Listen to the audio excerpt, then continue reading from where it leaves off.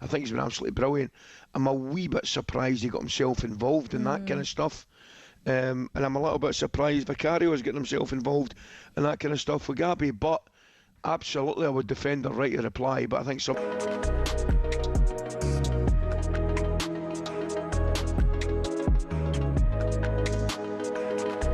talkSPORT Sports Update with Trusted Trader. When it matters, get the job done marvellously well by a verified Trusted Trader professional. talkSPORT. With your latest sport headlines at 4, I'm Matt Hutchinson. Good afternoon. Oliver Glasner has been asked how it would feel to win Palace's first European trophy in his final game for the club. It would mean a lot, but not for me personally. I think especially for the players, for the group, because I know how hard every single player, every single one in the staff worked throughout the season.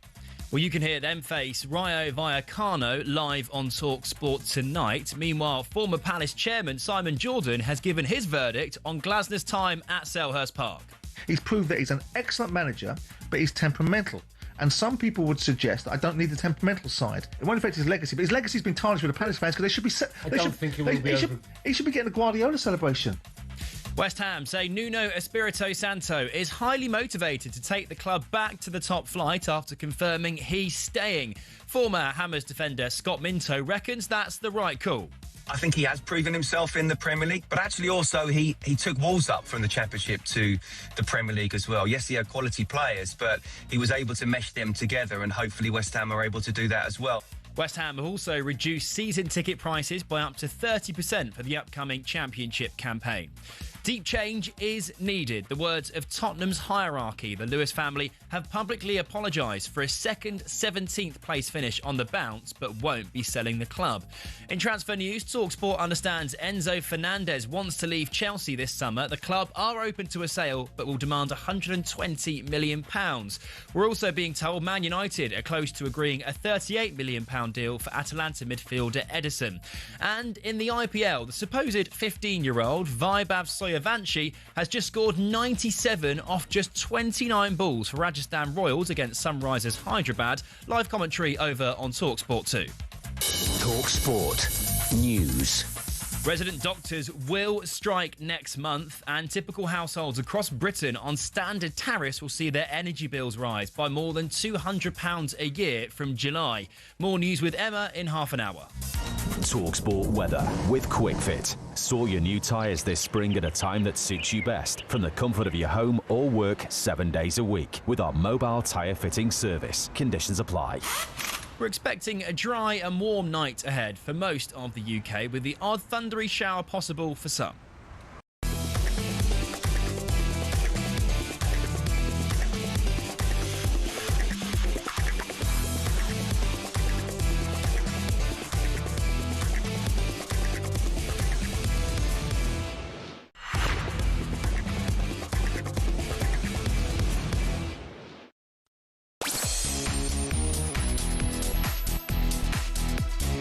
This is Drive on talkSPORT with me, Rory Jennings, and Darren Bent. Darren here, by the way, Darren Bent. Coming up this afternoon, we'll be asking whether West Ham fans are satisfied with Nuno Espirito Santo sticking around in the Championship. Off the back of that, we'll be asking whether managers that bounce straight back into the Premier League after relegation get the respect that they deserve. Coming straight back off the back of being relegated is something that should be considered as one of the greatest achievements. I think it's really, really impressive when managers do that, but nobody seems to agree. We're also going to be joined in the studio by an absolute superstar. It's Arsenal invincible and World Cup winner with Brazil, Gilberto Silva, and we'll bring you the build-up of Crystal Palace versus Rayo Vallecano in the Conference League final. All that, plus British rapper and Tottenham fan AJ Tracy will join us, where we'll be discussing the current number 10s that are the best in the world.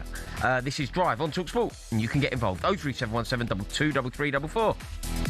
I don't think that a 7-year-old could beat me at anything. I'd love to see you fight a 7-year-old kickboxer. Tell you that. I don't think a 7-year-old could beat me at kickboxing. Kickboxing? Bro, you take your head clean off. 7-year-old? Yes. Do you reckon? Yes. You're in a funny mood today, Darren Bent. Do you know that? I've been in your company now for about an hour and a half, and there's just like a slight spring in your step, a slight edge to your character today. Champions, aren't we? Is that what it is? No, just this, you know what I mean? I'm enjoying life. Do you know, moments ago I saw you devouring an ice cream at like 4 o'clock in the afternoon, or 3 o'clock in the afternoon. Feels very much like a kid's treat in the afternoon rather than an adult about to do a national radio show. What, ice cream? Yeah, just like going to get yourself an ice cream, just sort of walking through the office, eating ice cream. It was like quite a weird choice. I actually waited till I sat down and then ate at my desk. Yeah, weird choice of like, if this is our match, if this is what we're doing today, this is our priority. Your pre-match meal was an ice cream. Well, having an ice cream because it's a hot day. What? Yeah, but in an air-conditioned studio. Yeah, I needed to a little pick-me-up. Not even a pick-me-up, I just fancied a little bit of ice cream. Yeah, fair. No, you don't, I mean, no. Don't eat ice cream? No, last time I had an ice cream, I was probably like 2008. Why? Hurts my teeth. Freezing, isn't it? 2008? But also, I buy my kids ice cream. I don't quite understand. When I see adults eating ice cream, honestly, he's about to annoy... I don't think it is annoying. I think it's completely normal. Who's trying to annoy today? Very much the kind of thing that I associate with juveniles. So you're trying to say that a grown adult can't have an ice cream on a hot day? I'm not saying whether they can or they can't. They can do what they want. I would choose not to because I'm an adult. So adults shouldn't eat ice cream? Hey, you're walking through an office, a place of work, with an ice cream. It was a weird choice, is all I'm suggesting. And I don't think that's a controversial take. You've taken it on to a bigger scale because you've now said that adults shouldn't. I'd suggest that there's a difference, isn't there, between having a day off, walking down Brighton Pier, treating yourself to an ice cream, rather than about to do a national radio show where you're going to provide the country and the world, in fact, with your pithy football insight. And just having some sort of Mr. Whippy beforehand. What's wrong with that? Weird choice. What, Mr. Whippy? Weird, very weird choice. Obviously, Nuno Espirito Santo is not leaving West Ham United. Yes, Joe, I think it's the right idea. I really do. Go on, Goldstein. Goldstein is in our TV in the studio. He's currently 2-1 up. Raced to 8. He lost his first one. I think 9-2, 9-3. But the WNT UK Open Pool Championships. Yeah, that's live on talkSPORT's YouTube right now as well. I would advise you don't watch that and you listen to us. Andy. Hey, Bottler. Oh, there he is. First of all, yesterday, I beat him at... Did you see that? Golf? He said... I beat him at golf? No, I can't play golf. But my argument to him was I could outdrive him. And did you? He hit 247 at 285. Right, now, not only that, though, I did nearly snap the first club in half by hitting the divot in the ground.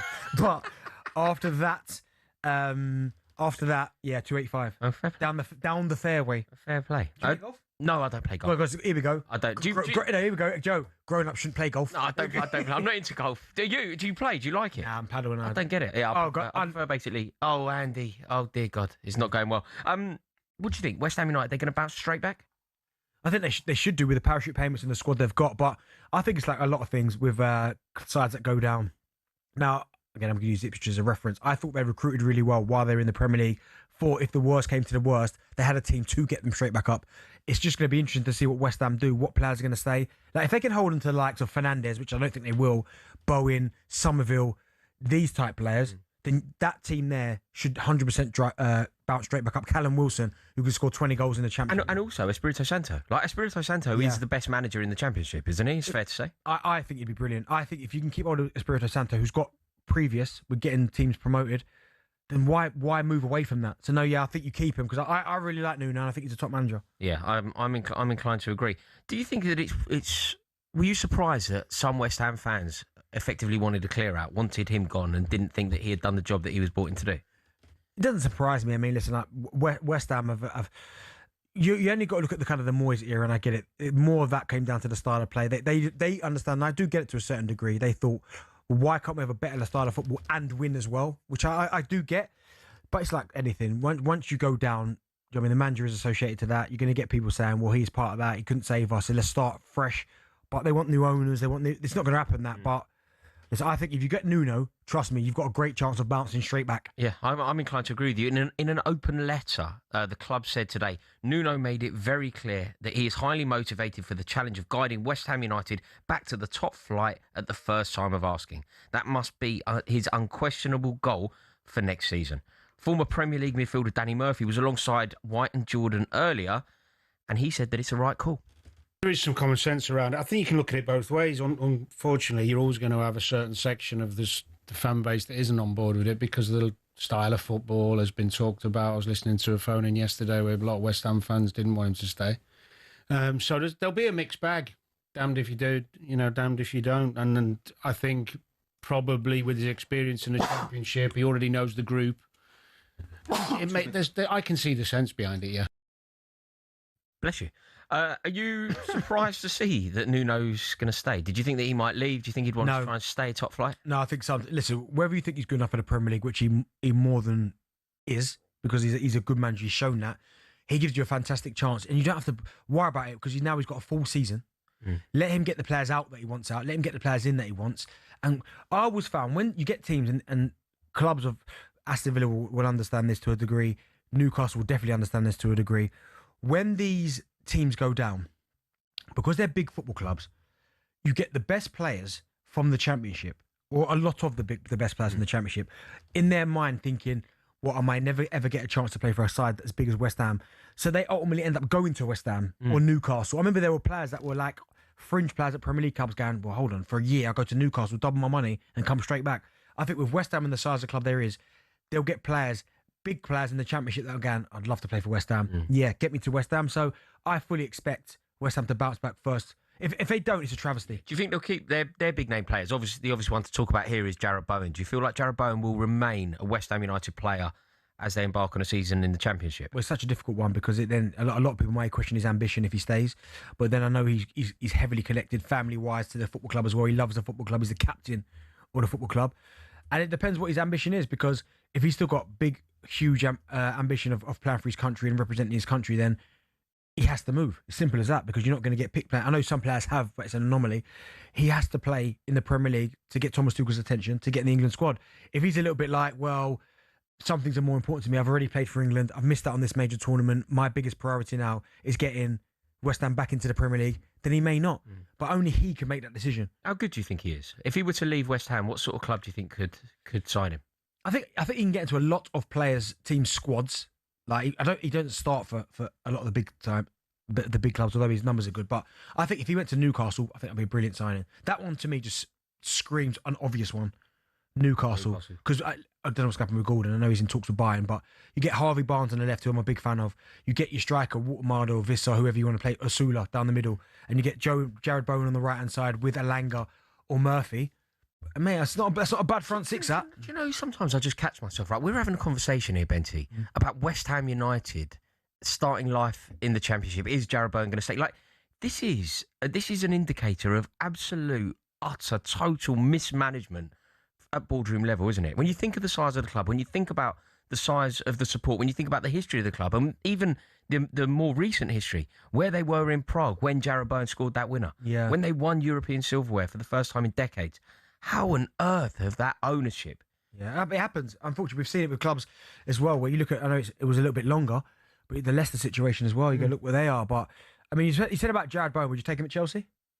I mean, he's certainly better than what we have in those positions. I rate Jarrod Bowen really highly, actually. Yeah. Would you take him? Yes, I think I would. I look at his productivity and his outgoing in terms of assists and goals. He'll give you a lot more than what your boys are giving. He's a better player than Pedro Neto, isn't he? Yeah. He's a better player than Alejandro Garnacho. Oh, 100%. He's a better player than Jamie Gittins. Yeah. Therefore, it's very difficult for any Chelsea fan to say no, isn't it? He's a proven Premier League goal-scoring player. Yeah, but you know what it's like sometimes. You get snobbery, don't you? And even though, because he's a good player, he's an international, because he's coming from West Ham, you'll get some football fans going, why Chelsea Football Club signing players from West Ham? Yeah. Do you know what I mean? That, to go straight into our starting 11.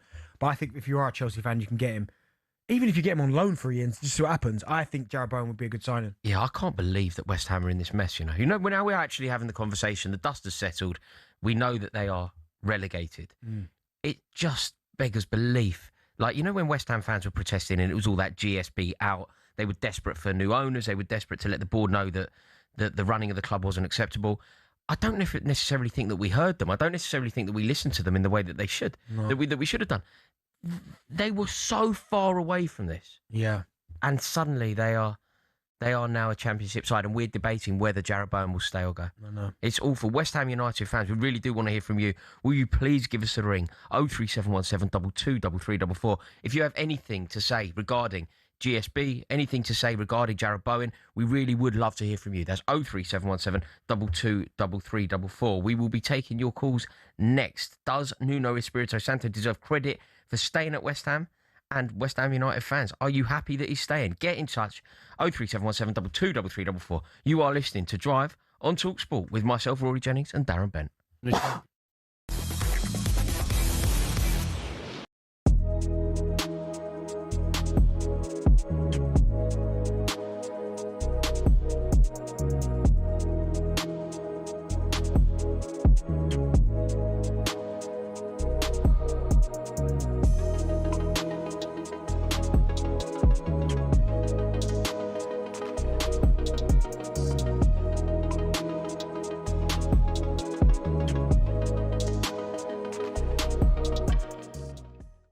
They came mightily close, Emmanuel, to being relegated. And as I mentioned there, 2 consecutive 17th place finishes. And he's saying, 10 to 12 of these guys can stay on. You know, we've got, in other words, we have quite a number of them that can crack on next season. Does he have those players? Does he have as many as that who could do them a job next season? I mean, how many of this group go forward long term, do you think, with De Zerbi? Well, if you point the finger at the players, I think everyone will say this exactly the same. They don't deserve to play at Tottenham. But if you look at the whole situation, take an X-ray, you know, for the last 2-3 seasons, you realize that there is no serenity and on the bench. They have changed so many managers. And since Levy left the club last season, I think many people in the board have made so much mistakes, you know. And I think the chief executive, I can't remember his name, but I think he has to take responsibility as well. So, of course, the players have a huge responsibility because when you look at the squad, when you look at the money they have, everything, the new stadium, the fan base, I think this club should have played, you know, for European places. But if you look at the whole situation, I think, for me, I don't understand what's going on at Spurs, you know, in terms of sport vision. I don't see it, you know, because when things doesn't go the way they want, they fire the manager. When they don't want this player, they take another one. That reminds me so many clubs, you know, the policy of so many clubs, and they are wrong. You have to stick with your vision. But what is the vision actually at Tottenham? There is no vision at all because the manager changed every single 3-4 months.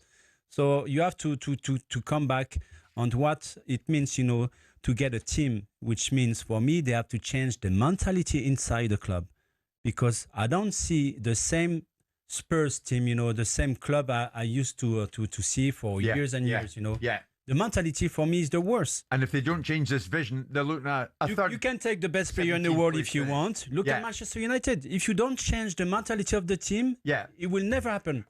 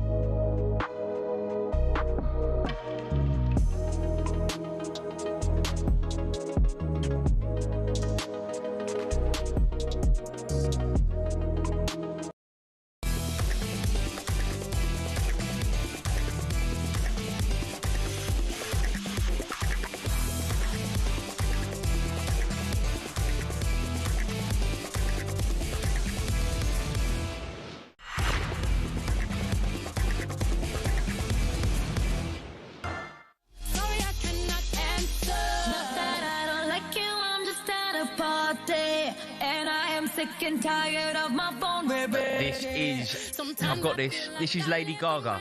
Nice. Would you got that? No. On the Darren Bent playlist? I wouldn't have got that, no, unfortunately, no. Alright, Jack, mate, we're talking, mate. Lady Gaga and someone else.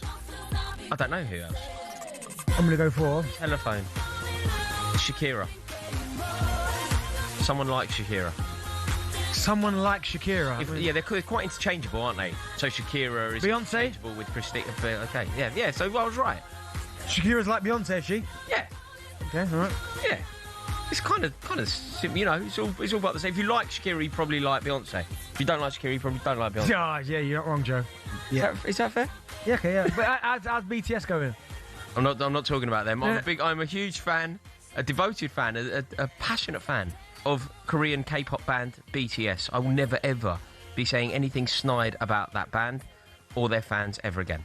I wouldn't. My mentions have gone crazy. What's the price? It was a wild time because I had Celtic fans quite angry with me. Yeah. On the same day as I had BTS fans quite angry. Why are you just annoying everyone? I wasn't annoying anyone. I was correct in both things I said. A lot of people on there as well saying... Are they furious again? You must be one of the most miserable people ever if you don't like an ice cream.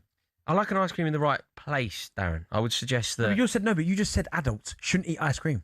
In a workplace, you're walking through an office. You're walking through sort of a central London office, a place of work, and you're just treating it like it's a beach holiday. Yeah, but am I working? Mate, if you were in Marbella and I saw you eating an ice cream, I wouldn't comment. Yeah? It was a very weird choice of pre-match meal. Nah, man, it was unbelievable. Very weird choice. Anyway, you are listening to Drive on talkSPORT with me, Rory Jennings, and Darren Bent in partnership with Giacomo. Style and brands for every man. Still to come, we're going to be joined in the studio by Arsenal invincible and World Cup winner Gilberto Silva. But just quickly, Kasper Schmeichel has retired at the age of 39 after being unable to recover from a serious shoulder injury. What a career for Kasper Schmeichel. And Super Frank Lampard has been named the League Manager Association Manager of the Year. A well-deserved accolade. Now, though, it's time for this. Paddy Power on talkSPORT. With Paddy's Super Sub, your new bet rolls over to the new player coming on. T's and C's and exclusions apply. 18 plus, begambleaware.org. That's right, it's time now for today's Bet Builder with our friends at Paddy Power. Welcome to Graham Byrne. How are you, Graham?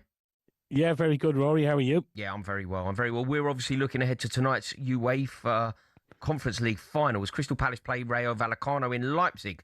Graham, do us a favour, remind us how this Bet Builder works. Yeah, between five of us, we put a scenario together within the game. We've picked out a few bets, and if it all comes in, our bet comes at 20-1. Looking forward to it. Two teams in the European final for the first time. It should be a good game, hopefully. Fantastic. And if this bet does come in, we're giving it to charity, aren't we? Yeah, it will go to the Attitude Foundation, so hopefully they'll be the beneficiary. Superb work. Right, it's a 5-leg Bet Builder, and here are our picks. I've gone for a Munoz yellow card.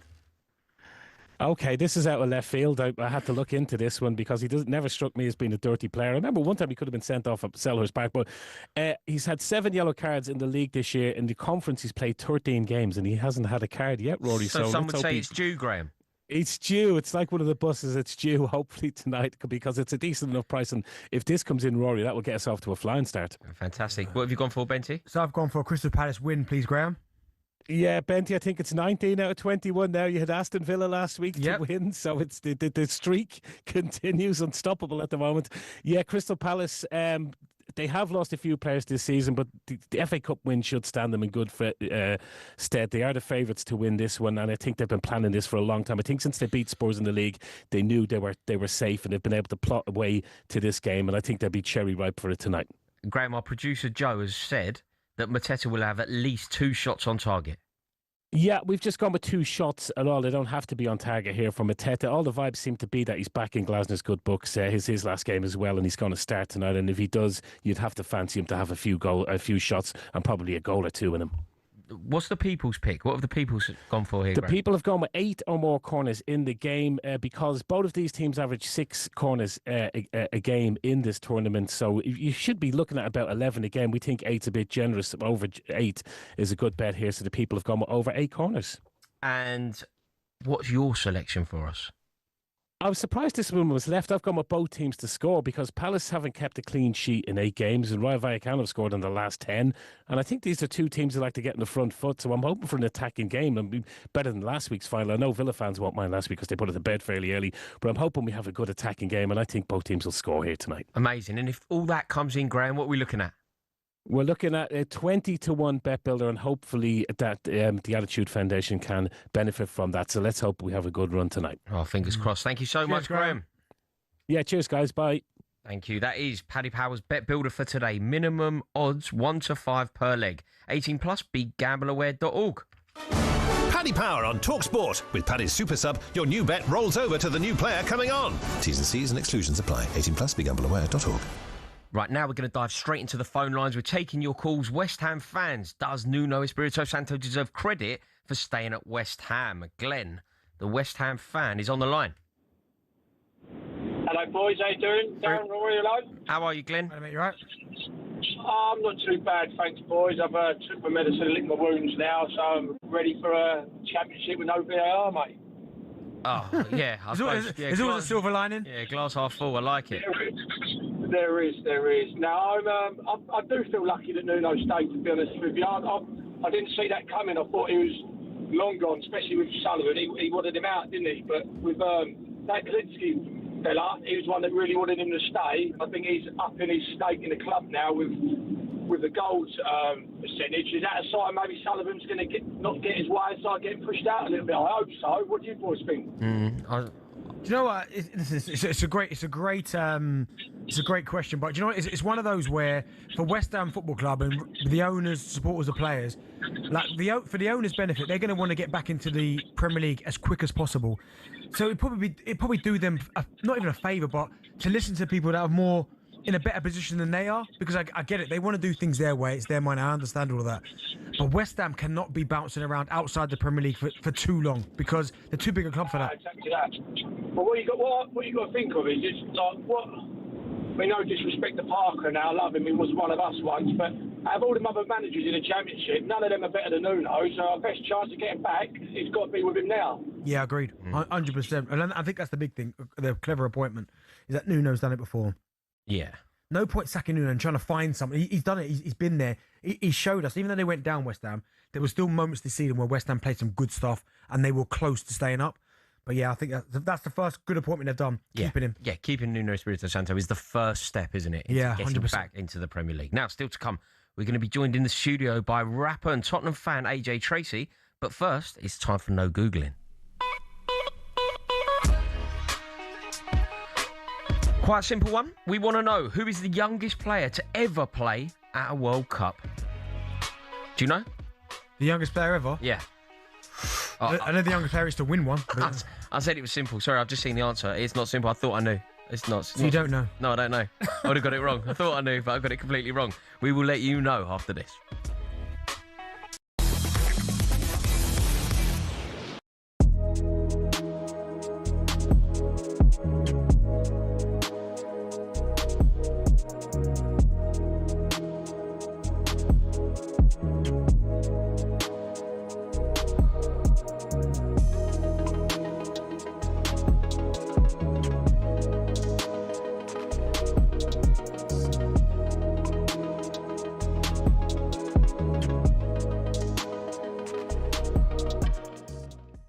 Now, Simon, you're going to enjoy this. Producer Luke from the other side of the glass, come on through. Ladies and gentlemen, Simon and I often talk about producer Luke. Here he is, producer Luke coming around here. Can you just say your name, what you do in your life and everything, you know? Tell us about the best. Listen, I am, you did say if we win it, I've got to come in and apologise. So I'm doing that. I'm holding my word. So Manu, I'm sorry. I'm on the Arsenal. There you go. Don't be sorry to me. Be sorry to the Arsenal fans everywhere in the world. Me and every other Arsenal fan. We're all losing faith. You too as well. Good man. Good man. Well done. He's a man of his word, which counts for a lot these days. I tried to forget this morning anyway. So first and foremost, on a serious note, Simon and I spoke about it last week.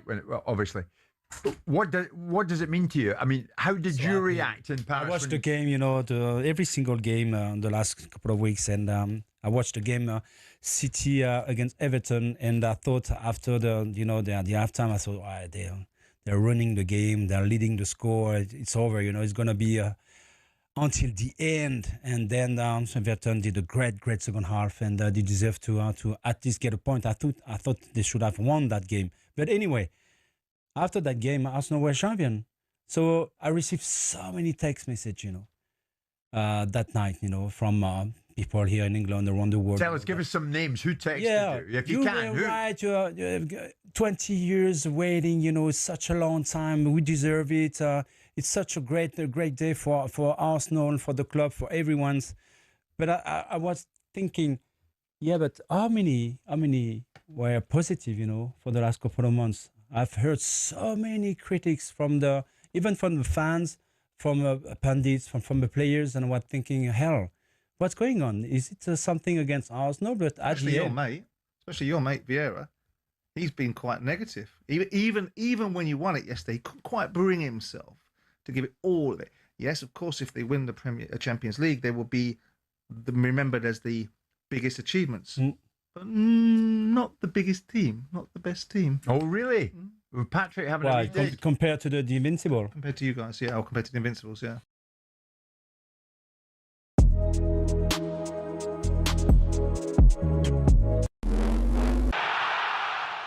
West Ham say Nuno Espirito Santo is highly motivated to take the club back to the top flight after confirming he's staying. And it seems a lot of Hammers fans are pleased with the decision. His voice is just so soothing. I close my eyes and I just melt away. We're going to replace him with Scott Parker, who's up and down more than a yo-yo. I don't think Nuno would have stayed if there wasn't a bit of a plan either, which gives us a bit more confidence. The club's hierarchy have also vowed to repair their relationship with the supporters, and it seems Spurs are echoing this sentiment. Tottenham's owners have apologised to their fans for almost getting relegated.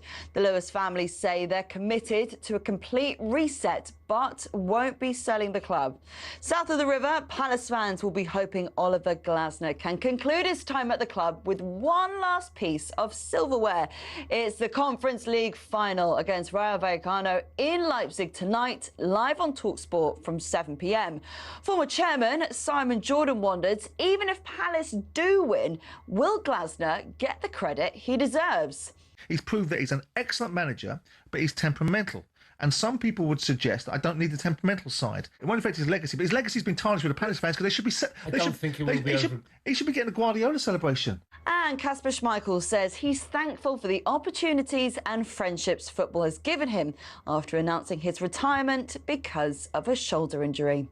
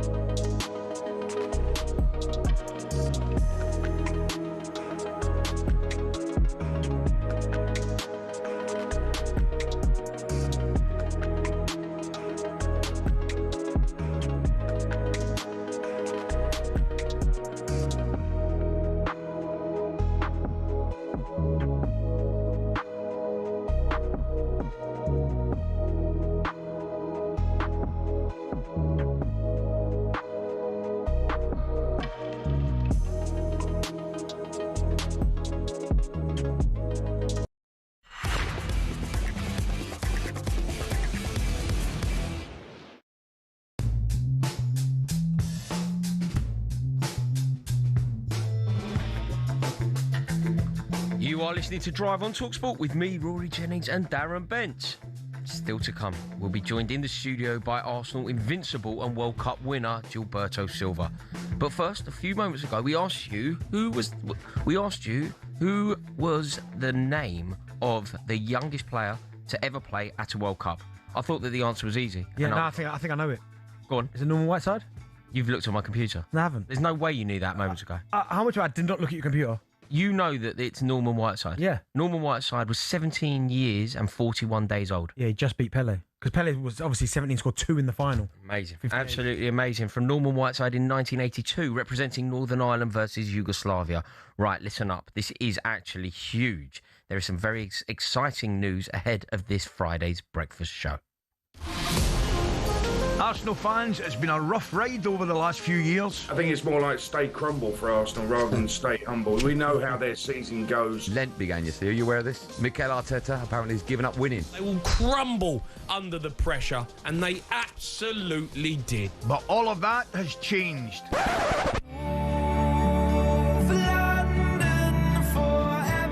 Arsenal receive the Premier League trophy. Martin Odegaard throws back his head and lifts the trophy aloft. So we have a treat for you on Friday with the return of someone who wasn't shy in giving some back to Spurs fans. I heard, wow, wow, wow. That's the best thing I can do on a Monday morning. I can call up talkSPORT and cry about how much Arsenal fans are having a great season. She's been away for 1,064 days, but on Friday morning she is back. The biggest gunner around, Laura Woods, will be alongside me for all 4 hours of the breakfast show, live from Budapest, ahead, of course, the Champions League final. I'd suggest Ahara, Durham, Goldstein and Cundy turn their radios off. 6 a.m. Friday, don't miss it. Laura Woods, back on breakfast. Yes, that's right. Last summer it was all about the Oasis reunion, but here at talkSPORT we are going even bigger. This Friday, after 1,064 days away, Laura Woods is back. That's right. Woodsy and Ali McCoist will be reunited for a Champions League final breakfast special coming to you live from Budapest. All-star guests and the best preview guaranteed as Arsenal aim to complete a historic double live on talkSPORT. I can barely say it. It really is that troubling for me. So make sure that you join Ali McCoist and the returning Laura Woods this Friday for the breakfast show from 6 a.m. You really do not want to miss it. Now, though, it's time for this. Yo, it's the Hyperman set. AJ Tracy driving direct. What a goal that is! Yes, this is it. It's time for our feature, AJ Tracy Drive and Direct, where we are joined in the studio by rapper and Tottenham fan AJ Tracy. Yes, sir. How you doing, fellas? You good? It's been a big week, innit? Big week. Come on. Big week. Can I get congratulations? Happy for you. Congratulations. Thank you very much. Do you know how pathetic this is? You got a Tottenham fan sort of celebrating. You can't celebrate. You come in straight in. Bro, at least like maybe a cup of tea first. Like, bro, straight in. No, mate, because your entire gait and approach is wrong. This is unjust. This isn't how it works. Darren sitting next to me, giving it to Big Un, is just about fair enough. They're champions. They can get away with it. You can't come in here as a Tottenham fan and celebrate. You've got to celebrate. You're smiling. Where did you finish? What did you celebrate? Where did you finish? I'm not celebrating. Where did you finish? No, we finished mid-table. I'll put something to you. We had the same season as you. I kind of agree with that. I just think it's crazy that you came in here. You came in here like the cat that got the cream. No. This is the thing. I think what people are confused about. No one celebrated finishing 17th. We celebrated the fact that we're not going to be in a championship. You don't get that. What don't you get about that? No one wants to be 17th, but once we're in a relegation fight, you want me to be upset that we're staying up, bro? I'm happy, bro. I think it's shameful that you can find anything to celebrate at the moment. And this is the thing that Tottenham fans are doing. They're sort of going, we kind of won. We won. We succeeded. We made it. Like, no, you lost. The fact that we're having this conversation. The fact that we're having this conversation. He's coming in for a different level of smoke. Yeah, he has. I had an ice cream earlier. He has. No, literally, I was enjoying the weather. Yeah, he's coming in on war, like, honestly. Crazy. I just can't believe it. It seems to be an epidemic at Tottenham, though, because if you listen to this right now, you will hear Tottenham midfielder James Maddison talking to Andy and Benty live from Drive yesterday, and he was asked what emotions he went through as the club stayed up on Sunday. Pure relief, mate. Yeah. Pure relief, like... A few people were questioning why we were like celebrating almost. We wasn't celebrating joy and happiness. It was relief, mate. It was a massive pressure game. There was a lot on the line, so we prepared for it like we prepared for the Europa League final. You know what I mean? There was that much on the line, if not more, probably. Yeah.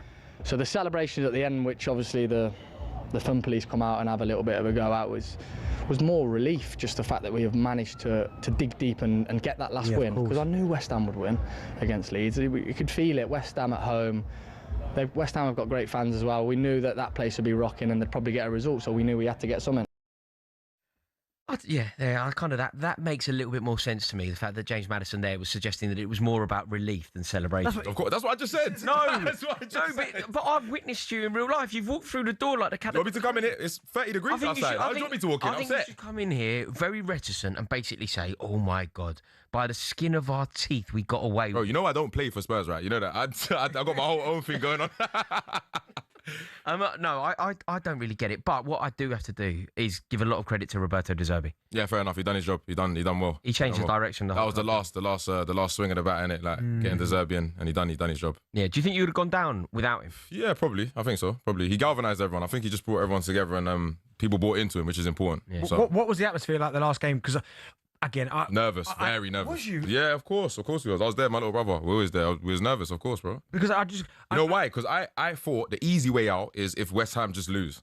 Yeah. But they just battered them. So I was like, all right, well, and we're sitting there on our phone, obviously. If you're still drawing, like a draw was enough. Yeah, a draw's enough, but bro, I've seen it too many times that we capitulate in the 90th minute. So like, obviously that can always happen, innit? And then and it's still a different type of capitulation if it sends you down. Yeah. Well, now Paulinho, to be fair to him, yeah, we take it. Yeah. He's popped up with a last minute goal a couple times. So yeah, but no, all the you know. I think next season. Listen, I know it's easier said than done. I understand that, but it has to be better than what. Yeah, of course. The last 2 years, I know. Listen, the last 2 years. It's a bit of an anomaly, but that can probably only happen to Spurs. You've won a trophy, which is huge, but you've had 2 17th place finishes. Yeah. Next season has to be better. Yeah, it has to be better, man. I think we're always going to be grateful to Ange for concentrating on Europa because we take that. That's important. It obviously papered over the cracks a little bit because we finished 17th twice in a row. But there's got to be people higher up that are held accountable for that. I'll be honest, man. It can't be all down to the players. Yeah. If you know it's getting edgy and there's a transfer window coming up, find someone. Just buy some players. Because how much money would you lose from getting relegated? 300 million plus. So just spend 300 million on some good players and you're going to stay up. Yeah. I don't understand the logic to me. Obviously, I don't run a football club, so I don't know how it works. But surely give us more than that, man. Yeah. You know in terms of next season, the squad that's kept you up this year. Yeah. Do you want to see major overhaul? Yeah, of course. I think some of the boys just don't even care to play for Spurs. I just want players in there that feel pride when they put the shirt on, man. They're happy to be there. And they're like, yeah, play for Tottenham, playing for a big club. They're happy, man. But anyone who doesn't want to play for Spurs can leave. That's always been my opinion. I've got a question for you. Go ahead. Right? And you're obviously... You're smiling. All right, go on. You're always respectful to the players, obviously, the culture of the football or something. I'm there. Romero, your captain. Yeah. Last game of the season, Spurs is probably the most important game. Yes. I don't know how long. Yes. Opted not to be there. Cool. I've got an easy answer for you. Easy. What do you think about that? Easy, truthful answer, yeah? Yeah. If what they're saying is true, because I don't know if it's true or not, it could just be hearsay. Of course. But if that is true, that he didn't care to be at the game, get rid of him, obviously. Can't be there. Obviously, of course not. How can you be the captain? You don't want to be... We could get relegated. What are you talking about? Yeah. Just from a business standpoint, they pay your wages, bro. Just at least show up to your job, Yeah. But again, I don't know if that's true or not. You know how it goes. That could just be hearsay because he was there. So did he fly back? Was he there already? Was he always planning to be there? I don't know. Hopefully, I'd like to think in my heart, as a human, he's got enough sense and he's always kissing the badge. Yeah. You wanted to be there. Yeah. If he didn't, we need to get rid, bro. De Zerbi next year. I think he's a good manager, De Zerbi. I think so. I think that you've made the right choice. You've limped into it, but you've found the right. You've got a good manager. We've got a good manager as well. Very, very good manager. It's going to be an interesting season next year if you think about it through that perspective, right? So De Zerbi's there. De Zerbi is, because there is no longer a Klopp or a Guardiola or an Antonio Conte. Arteta, so Arteta, I agree. Arteta is now the man to beat. But bro, act like you've been here before, bro. Act like you've been here before. Act like you've done this before, bro. What do you think?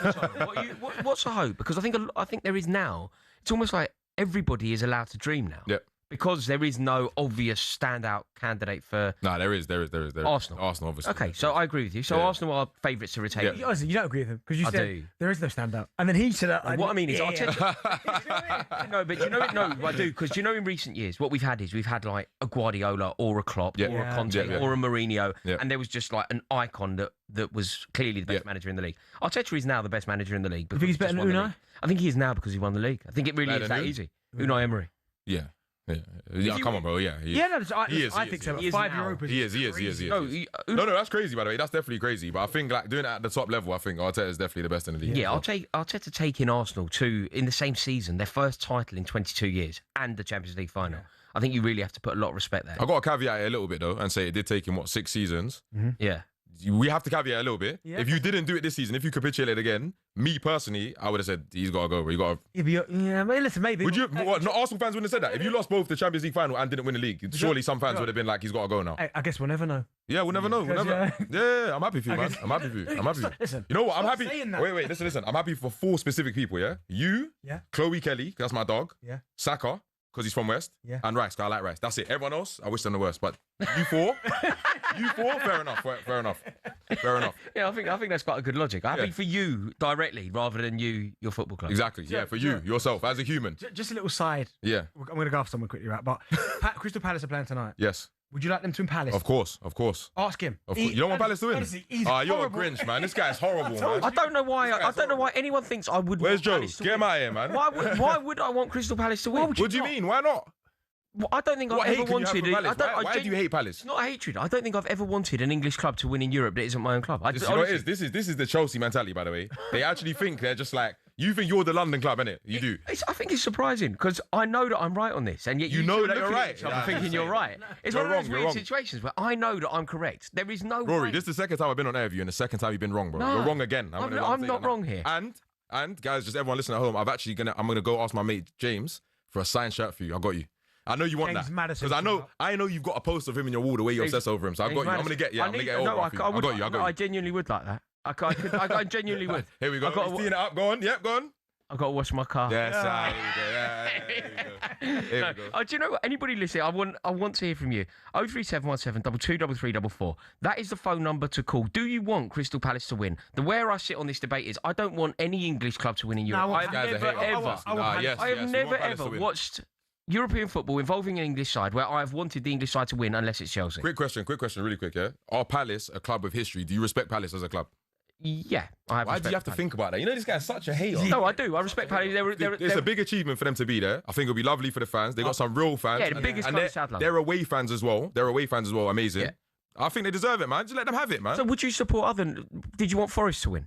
I don't like Forest. I don't like Forest. I got a personal. Oh, of course, yeah. Exactly. Yeah. I don't like Forest. No, look, Palace. I want to win. I want Palace to win. I am convinced. So, okay, in the studio now there is major disagreement. AJ Tracy and Darren Bent both think that I'm wrong, wanting Palace to get beat. I want Palace to win. Yeah. But I know that I'm correct. Give us a ring. 03717 223344. Next, we're going to hear from Nottingham Forest captain Morgan Gibbs-White after he spoke to Drive yesterday. And off the back of that, we'll discuss our favourite number 10s in the Premier League right now. This is Drive on talkSPORT with myself, Rory Jennings, Darren Bent and AJ Tracy.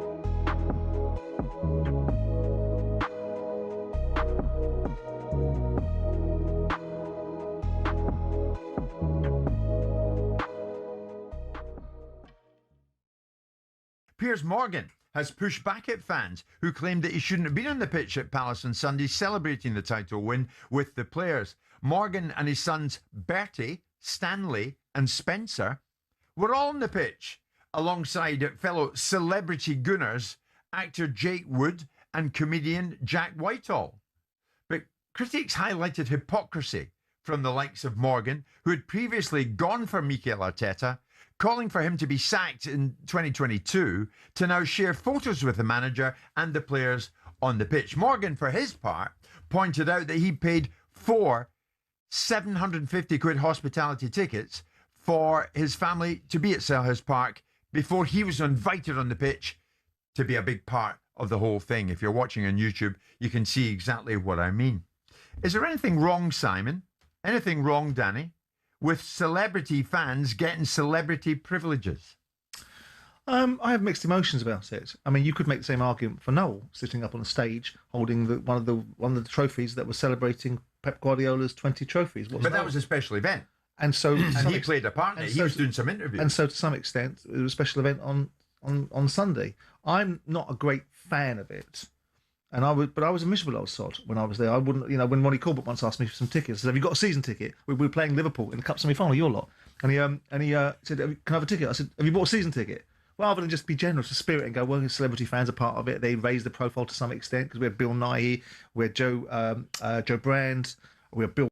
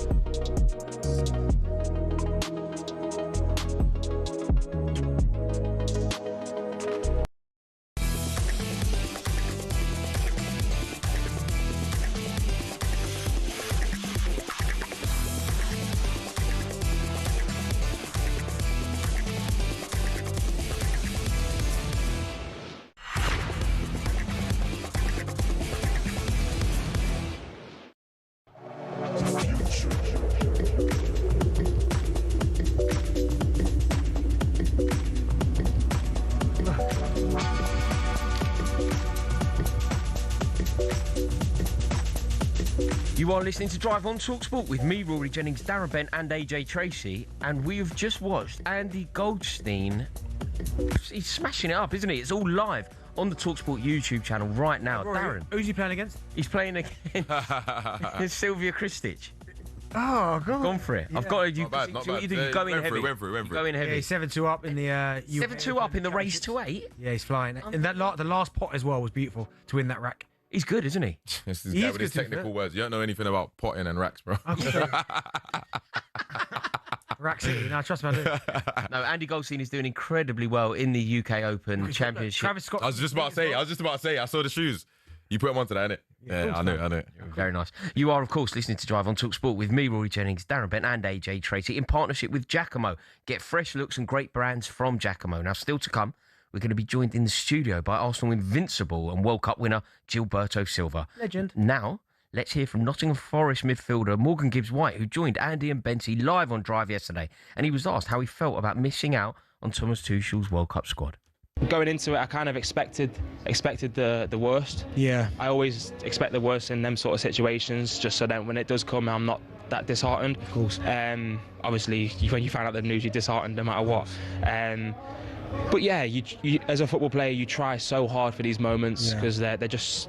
When you retire, you're going to look back and miss out. You're going to really miss out on these moments. So I tried to put myself in the best possible contention I could.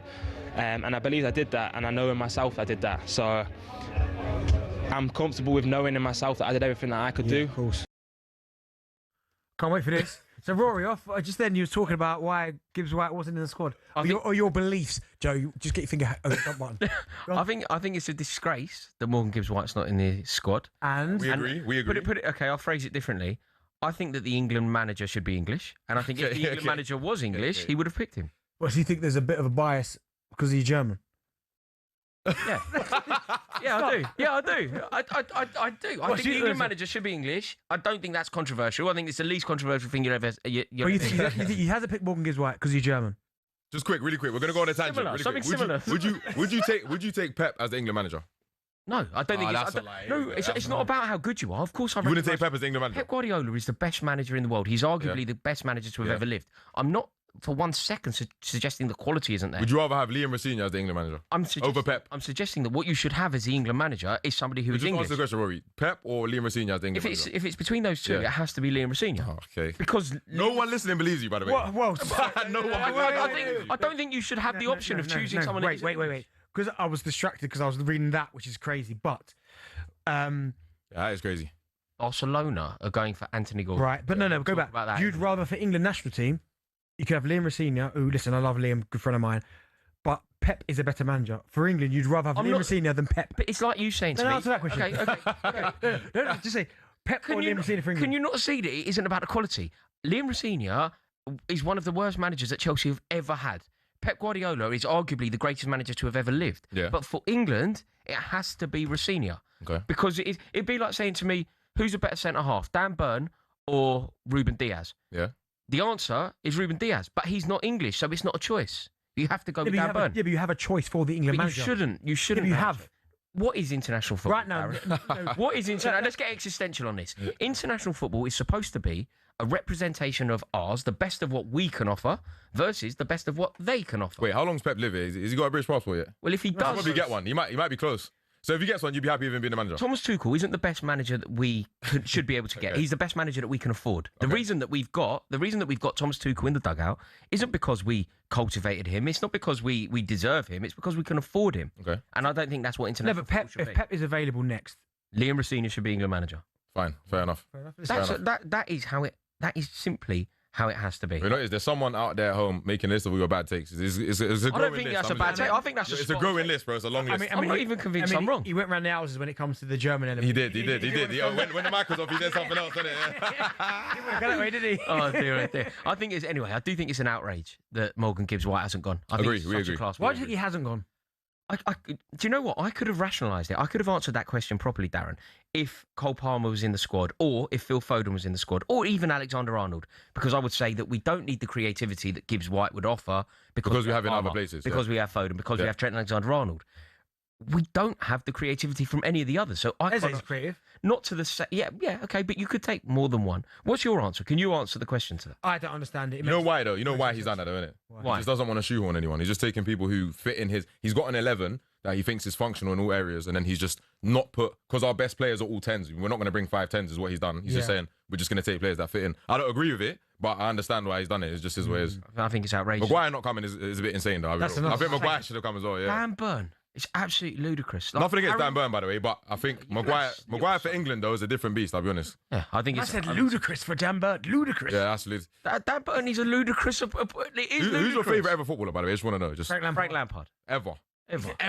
Ask him. Ever. Zidane, Lampard, ask him. I don't need to because you've given me the answer. I already know the answer. I know the answer. Frank Lampard. If Zidane was British... Yeah. Frank Lampard by a mile. Still Frank Lampard. Obviously, he's a legend.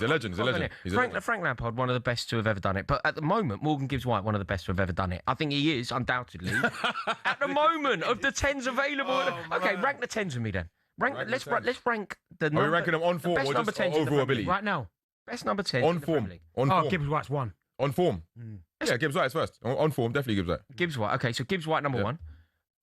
Eze number 2. Yeah. Cherky. I'm not saying Eze number 2. Is Cherky a 10?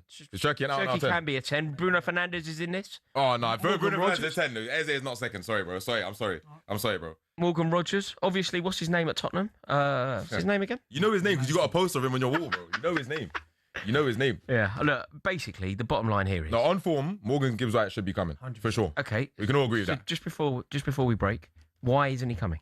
Like, can somebody just help me come up with... I know what you think. You think it's sabotage because he's German. That's what you think. I just think he's just got his. I just think he's got his team, and he wants to be, strong and say, "I'm going with these lot, and I'm not taking any extras." And just that's just what he's done, I guess. Cole Palmer should have come as well, though. Sorry. Absolutely disgraceful that Cole Palmer's not there. Right, next on Drive, we're going to be joined in the studio by Arsenal invincible and World Cup winner Gilberto Silva. You heard Benty mention it a moment ago. talkSPORT understands that Barcelona have made a bid in the region of £70 million. For Newcastle's Anthony Gordon. We're going to get more on that shortly. This is Drive on talkSPORT with myself, Rory Jennings and Darren Bent.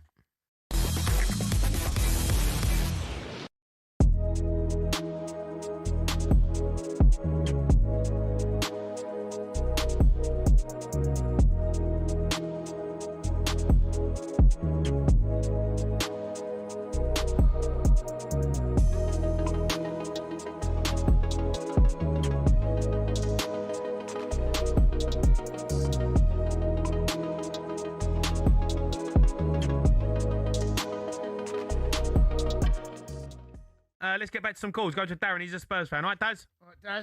Hi. How are you, Daz? Relieved. I'm not celebrating like some of the fans that have come on from Spurs. I think they're ridiculous. The only thing I did when the whistle went, I turned to my mates who I go with every time, and we said we're relieved, and we walked out the stadium because we just had enough. And the way fans are behaving, and calling out Chelsea, that's ridiculous. We finished 17th. They finished 10th. Yeah, they won nothing. Hang on a minute. They won nothing, though. So did we. Yeah, exactly. We won nothing. Exactly. Yeah, but we're a disgrace, and so are they. Yeah, but we are more of a disgrace. And the way Tottenham fans are behaving is ridiculous. I agree with him. Well, you will agree with him. No, you're speaking. He's the first one that's phoned up talking any sense. Dazza, right? It's a shocking season, but it's over. It's over. Season's over. We're up. Cheer up. It's over. It's embarrassment. What do you think people like Glenn Hoddle look when they look at that side? I know. Well, they've got to sort it out, haven't they? Legends of the club. Well, they've got to sort it out, though, Daz, haven't they? Got to start again. Yeah, they've got to sort it out, but there's no good when fans are turning around like we've won a cup. It's ridiculous. The stayed-up trophy. Good trophy, that, though, Daz. The inaugural. Well done. Mate, it's good trophy, that. Staying up cup. Yeah, it should be a toilet bowl. It should be a toilet bowl because that's what it was. It was toilet. It was. They should have stayed in the toilet where most of those players came from. Holding up a toilet. Silver toilet. That's a good trophy, that. Holding that up. Yeah, a picture of that. Yeah. Someone will AI that. Staying up trophy. Someone will AI that and send it to us, mate. Yeah. It's unbelievable stuff. Yeah. Listen, Daz, enjoy it, mate. It's up. It's over. We can all relax now. Got the World Cup coming up. He's the only one under a rock. Just relax. The only one. The only one that's got any. Only one that's got anything about him. Only Spurs fan today.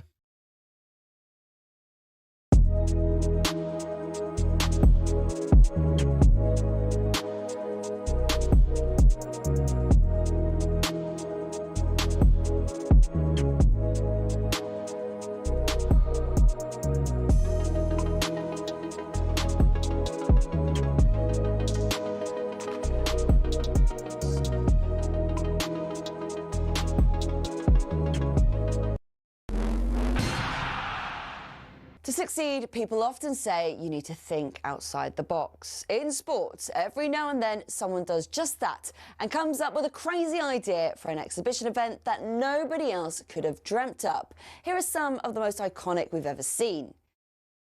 I mean, what an image. This was the setting for the Battle of the Surfaces in 2007 between Roger Federer and Rafa Nadal. The courts in Nadal's home of Mallorca reportedly took 19 days to build and cost £1.2 million. The players had to change their shoes every time they changed ends, and despite some dodgy bits of grass, they slugged out an epic three-setter, won by Nadal. But that's not even the most famous exhibition in tennis, because in 1973, we got the Battle of the Sexes, watched by 50 million people in the US alone. Billie Jean King's victory over Bobby Riggs was not only a landmark event for entertainment value, but also for its impact on the fight for gender equality in sports. I mean, the Battle of the Surfaces never got turned into a movie. Now, imagine a motor race that involved American Indy cars and European F1 cars. Well, that happened twice, back in 1957 and 58. The race of the two worlds took place at Monza and was nicknamed Monzanapolis. Despite legends like Sterling Moss, Phil Hill and Mike Hawthorne racing the F1 cars, the Americans won both years. Fans and the teams loved it, but it didn't make enough money, so got canned. For its cast list alone, though, the greatest exhibition might have to go to the Princess Diana Memorial match at Lord's.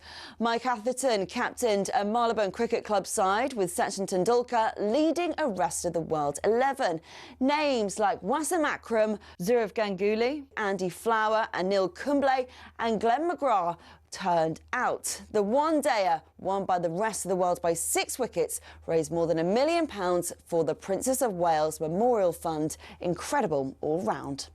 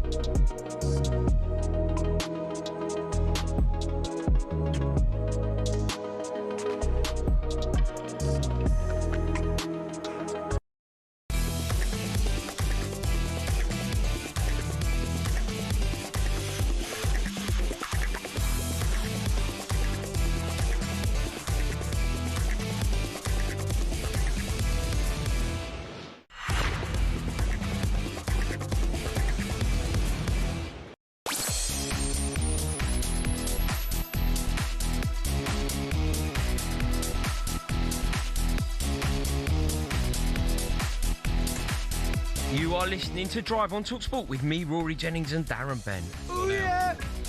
Now, still to come, we'll be heading to Germany ahead of tonight's Conference League final on talkSPORT. But now we are delighted to be joined in the studio by this football legend.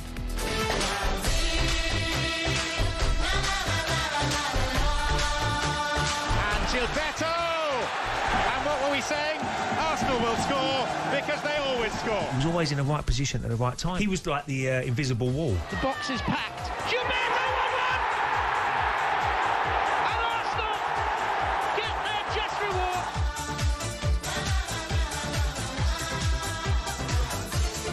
Yes, that's right. We are delighted to be joined in the studio by former Arsenal invincible and World Cup winner Gilberto Silva. Gilberto, welcome. Thank you very much. It's great to join you today. See this big man here that we have. An opportunity to play against each other, not together, but it's great to see the colleagues from football. It's like a family. Yeah, absolutely. No, it's great. It really is great to have you in the studio. It's an icon, Darren. Oh, yeah, of course. I mean, talk about obviously one of Arsenal's greatest ever players, World Cup winner 2002. Anyone listening to this show would probably think I thought I was Brazilian because the amount I talk about the Brazil national team.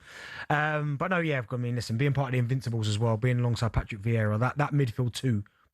Yeah, takes one of the best. Yeah, one of the best, yeah. One of the best you came up against? Yeah, because there was just both strong, both really good on the ball, protected the back four really well. It was just a hard, like, as a striker trying to come off to get the ball, there was just no space. But just complementing each other well as well. It was just part of a really, really good, well, not even really good, like better than good elite. Arsenal, really elite Arsenal period. And a national team, obviously 2002. Again, people that listen to this show, I'm always talking about that 2002 team, Brazil. Yeah, it's an absolute honour. Absolute honour. No, amazing. And obviously, we've just seen Arsenal win the league for the first time, Gilberto, since you were in the side. How happy were you to see that? Very happy. We were expecting this for such a long time, It's a long way since when we won back in 2004. But they deserve, the last few years has been very tough to them to become second and chasing the title. But in the end, something happened, they lost. But I was very happy, expecting this moment. And to be honest, I was glad they won it in advance before the last game because it would be a huge pressure. I think all of us are celebrating the moment and they deserve it. Gilberto, can you believe it's been such a long time? Because Arsenal are a big football club and you look at it, you won it back in 2004 and there's been 22 years and Arsenal haven't won it. Could you believe that it's been such a long time that they've not at least won one in that period? Yeah, it is, Darren, a long, long time. I think a club like Arsenal, is when you see the magnitude of the team and the club itself, I see how it's possible. But for me, in my opinion, there are some reasons. After the title back in 2004, the Arsenal started to change a little bit. Some transition in the team, but also in the club, because then the Emirates came. Yep. All the financial situation became hard for us and the board to control the financial side, but also compete with the other teams, as Manchester United, then Chelsea, later on City spent a lot of money, and Arsenal could not do it. And slowly, Wenger started to replace my generation, let's say that, make the transition, which was quite normal. The players were here quite a long time. And the toughest thing after that, after having Cesc Fabregas, Van Persie, and some other guys, eventually they left the club. Yeah. And he has to do it again. And it takes time to rebuild the team and be competitive again. And was challenge for the team, but for us, and also very, very difficult because he has to deal with the results. And also with the blame from outside, people don't understand, why we are not competing for title anymore. I think this, from my opinion, took time for them to adjust themselves until they find a way to get back and be competitive again. You mentioned Arsene Wenger there. One of the greatest of the Premier League era, no doubt. How highly do you rate him? Oh, very highly. He's a special person, a special manager. The way he conducts himself towards the group, and but the way he conducts himself, as a human being, very polite, trying to help you in the best way he can. But he teaches you in every aspect, the way you have to behave, in the way you have to position on the field, in the way you have to play football. For me, it was such an honor to play under his management. You mentioned there, and again, you played alongside Patrick Vieira. I think, was you there with Edu? Yes. A little bit as well. Obviously, Ray Parlour, we know, was there as well, playing centre midfield. And when you fast forward to this Arsenal team that have just won the Premier League, and a lot of people have spoke about Declan Rice and his performances. What have you made of him this season for Arsenal? Or not even this season, but since he's got to Arsenal? In my opinion, he has been outstanding since when he came to Arsenal. As you can see now, I never see he raising his level. But the pace of him, the size of him, his presence on the field is something very important, massive. You know how to be in the Premier League. If you don't have the presence on the field, listen, man, people don't respect you. No. And he got that presence. He got the capacity and ability and the brain, and the leadership, which for me is very important. You have to have a leader for Arsenal in different positions. He is the leader of the midfield. He controls everything. He's the boss of that, but also pushing the other guys, because at some moments in the game, in the league, you need to have somebody to push the others, to make everyone to believe. Would you think at some point, and I get it, Martin Odegaard is the captain, I understand that, and then if he's not there, I think it's Saka. Do you almost feel like for Declan Rice, it's not as important that he's got the armband, because everyone looks at him and thinks he's the leader, even though he's not wearing the armband, he's the leader? You don't need to. You need to have an armband to be a leader. I spent many times also at Arsenal, many years, 6 years at Arsenal, and before I become captain in the last season, I stayed in the club.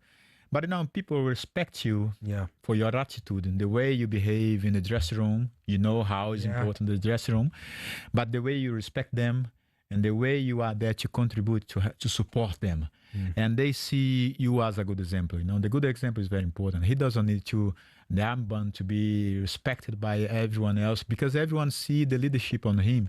Of course, they respect a lot Odegaard as well. I think another player, I must say, Gabriel Magalhães, another one. Fellow Brazilian, eh? Yeah, exactly. I have to defend my fellow countrymen. But also Saliba, on different style of the way they position themselves on the field. But Gabriel got the presence and talk more. But a different style, but you can see the leadership on them. When you think about that invincible side of which you were a key component of, it was so perfect, almost in every single position. But the most glamorous position, I think, was up front. It was Thierry Henry alongside Dennis Bergkamp. In terms of the most perfect duo, it doesn't get much better than that, does it? It was just a flawless front line. To get much better than that, it's not so easy. But, listen, for me, it was beautiful to see both of them perform. It's like I was inside the theater, but participate in the scene, but just watching and, just do what I had to do, pass the ball to them, and just, come on, this is marvelous to see the way they do themselves. But, it was a great privilege, to play alongside them, because apart from the quality of the player they were, and what they deliver for us, but as a person in the dressing room, was somebody who could talk and learn and have a nice conversation. Judge, but I've got to ask you this question now, and I understand we're talking Brazil later, but you just brought that to my mind. So, obviously, you played in an unbelievable Arsenal team, and you just spoke about it there. In front of you, you had Dennis Bergkamp, and you had Thierry Henry. You played for Brazil national team in 2002. You have R9, Ronaldinho, Rivaldo. Now, I'm not going to say which is the better to play behind, but that must have been a situation where in most games that you're going into, be Arsenal or Brazil, with those guys ahead of you, you're thinking, we're going to win this game. Exactly. I think it's just about us understand what was our job. My position, for example. I know what I have to do. I need to make sure, I prepare well to do it in the best way as possible and give the ball to them. And if they lose the ball, doesn't matter how many times, I need to run after the ball to give the ball to them, because those are the guys who win games for you. I was the guy, me, Patrick, the guys behind us who help us not lose the game. And as long as everyone understands their job and their position, the fields, and I don't try to be Thierry, I don't try to be Dennis, this is a good combination. And at some point, Darren, as a player, you need to drop the ego. Of course. You need to be humble to understand that. And what was fantastic on that group, because everyone were there to contribute and support each other. We could do everything to support each other. And we could see in the attitude in the dressing room, in the training, everyday training. Because, when you were there in the tunnel before the game starts, one of the best things you have is when you look on the side of you, right or left or behind or front, trust those guys. Yeah. This is what we have in that team. No, amazing. We're obviously going to be going in depth on both your time at Arsenal and on Brazil ahead of this World Cup. We're going to have a fascinating time talking about that. We are listening to Drive on talkSPORT with myself, Rory Jennings, Darren Bent, and Arsenal invincible and World Cup winner Gilberto Silva. Next up, we'll be discussing Gilberto's Premier League invincibles.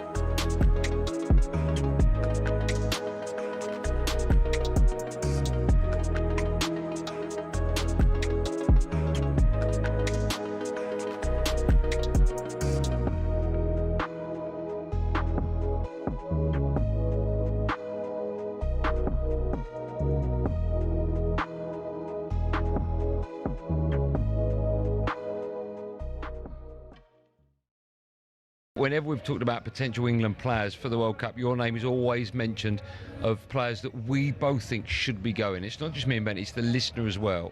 So I'm guessing you would have felt you'd done enough this season to have gone. How did you find out you weren't going? When did you get the call and what was said? I think I got the call on the thing at Thursday, like everyone else did, whether they were going or not. A good, honest conversation. He just said, I think I've got people ahead of you right now. It's nothing to do with you. You've done everything that you could possibly do. I've really enjoyed watching you the past 6 months. Just unfortunate the way it is. And I respect him as a manager. I think he's a top manager, and I really hope the boys go on to do something incredible this summer, because they truly deserve it. Even the gaffer, they truly deserve it, because he's a top guy. And I appreciated the call, because he didn't have to call me to tell me I wasn't in the squad, so I appreciate that. But for me personally, it's difficult. It's so difficult, because you try and put yourself in the best possible situation to go, and I believe I did. But I think the game's all about opinions. I mean, you guys on the show, it's all opinions. Some are wrong, some are good, some are bad. And I've been on a lot of people's wrong opinions in my career so far, and I've always got over them hurdles and bounced back from it. So this is just another hurdle, another thing to bounce back from. So I was going to say, so how difficult was it to take? Because again, me and Andy talk about it all the time, and I've been there, where you almost convince yourself that you've played well enough, so you're going to be going. And when that call comes that you're not going, that initial thought process went through your head. Was you almost like you in shock, or did part of you think it was coming? No, I kind of, going into it, I kind of expected the worst. Yeah. I always expect the worst in them sort of situations, just so that when it does come, I'm not that disheartened. Of course. Obviously, when you found out the news, you're disheartened.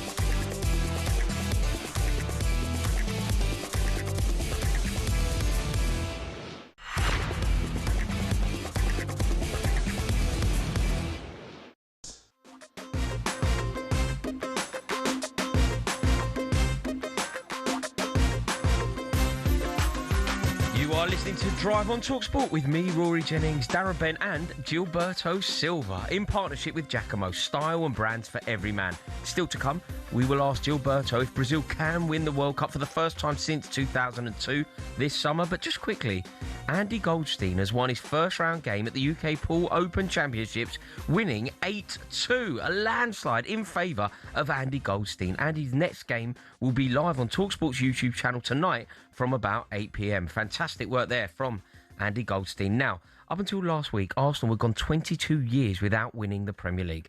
And of course, we are joined in the studio by a man who was in that invincible team back in 2004. So we thought we would look at how Arteta's men compare to that great side.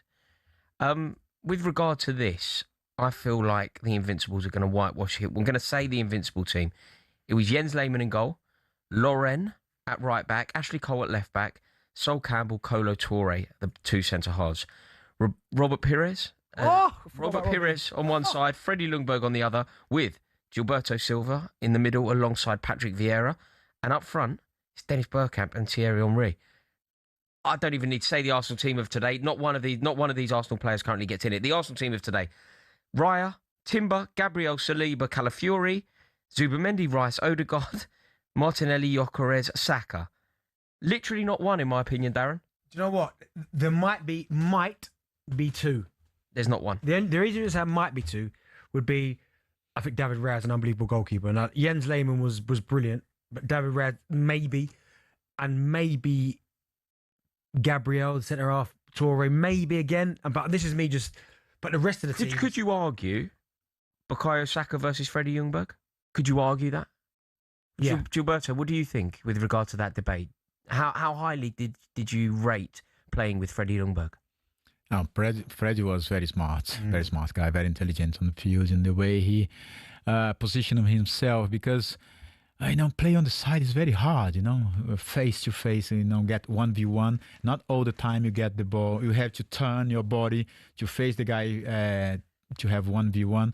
And Fred was very smart on the run behind the defenders to get the goal, to get the ball in front of between the defender and the left back on the side, and to get the ball up front of them and score. Many opportunities he scored, but because of the movement he made. And sometimes it was difficult because you don't have much space on the side, especially play at Highbury, which was a bit narrow. But Fred was a very, very talented player. I'm still going Freddie Ljungberg here, Darren. So what are you saying? You're saying David Raya over Jens Lehmann? But potentially, I mean, Jens was good, but David Raya now, maybe because the game's changed with his feet, potentially that's one. But this is just an argument. I'm not saying it's the right answer. Freddie and Saka might be another one, but the rest of the team, I mean, I don't think the rest. I mean, Robert Pires. Victor Gyökeres versus Thierry Henry? Why are you listening? That's just. No, I just want your opinions on it, Darren. No, Darren, I'm just posing a totally legitimate question, which is my responsibility. Thierry Henry, in my opinion, is the greatest player to ever play in the Premier League. And Victor Gyökeres has done really well this season. That's done really well. But you're talking about like an icon, a great. But I mean, Robert Pires, he was. Yep. Honestly, but this is always, it's always tough for us to make the comparison. Yeah.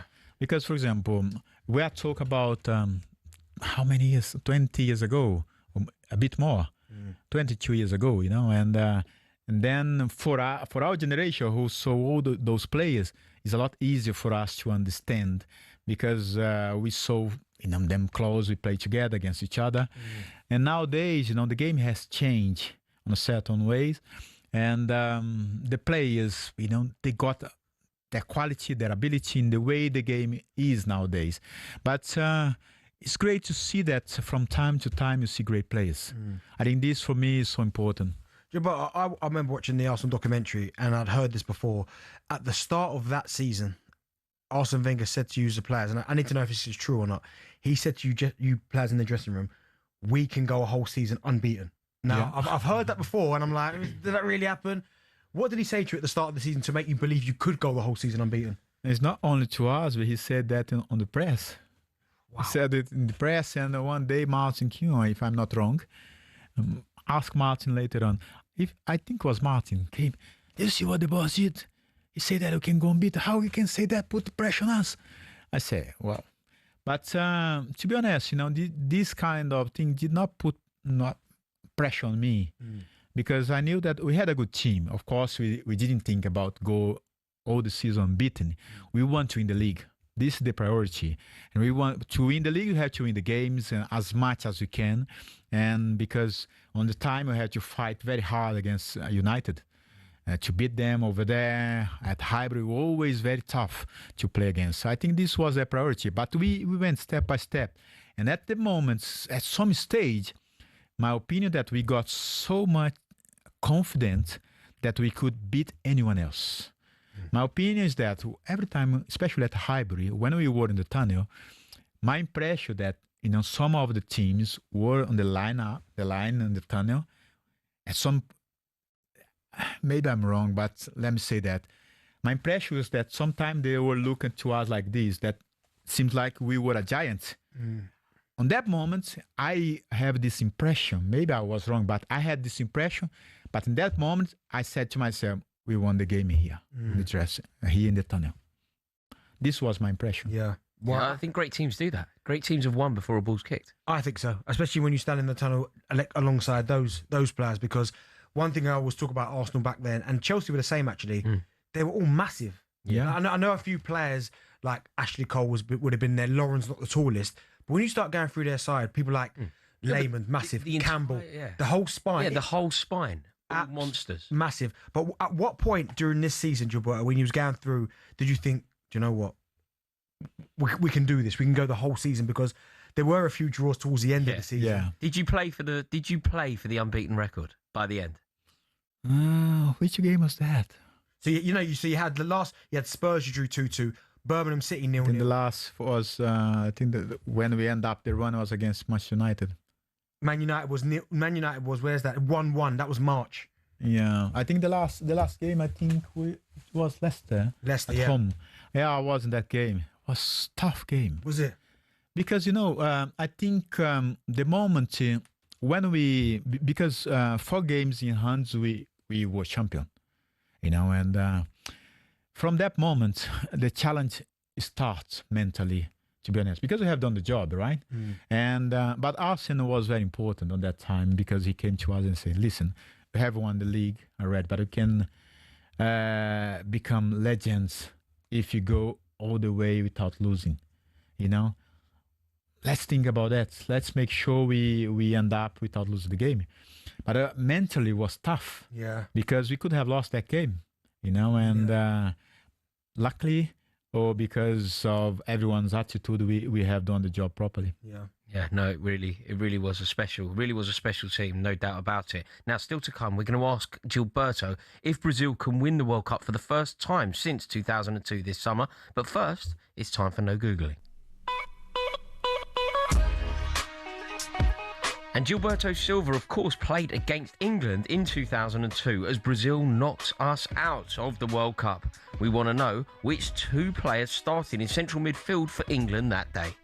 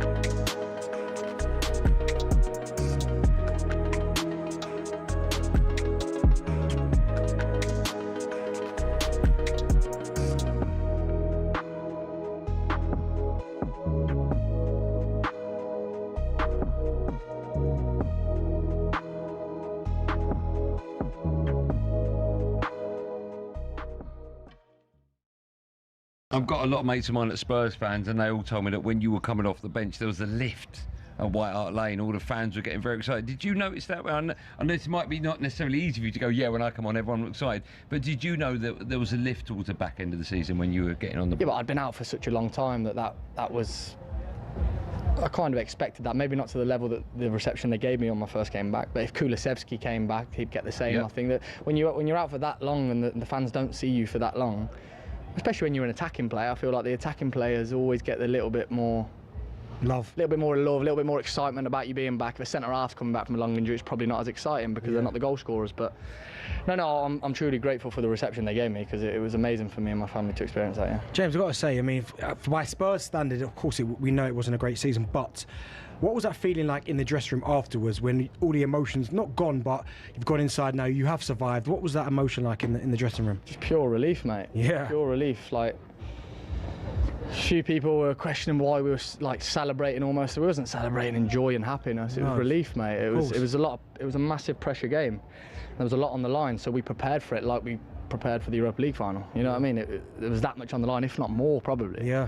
So the celebrations at the end, which obviously the fun police come out and have a little bit of a go out, was more relief. Just the fact that we have managed to dig deep and get that last win, because I knew West Ham would win against Leeds. You could feel it. West Ham at home. West Ham have got great fans as well. We knew that place would be rocking and they'd probably get a result, so we knew we had to get something. And when you were playing in that last game of the season, you were 1-up and then West Ham scored. Did you know on the pitch? I was warming up and there was a fella behind me who just went, "Madders, West Ham scored." Oh, okay. And I was just like, I said, "Calm, mate, we're 1-0 up, just don't even worry about that." And then he said, "Madders, West Ham are 2-0 up." And I was like, "Mate, I just told you, just calm down." Stop talking. But we managed to avoid it that. turned out good.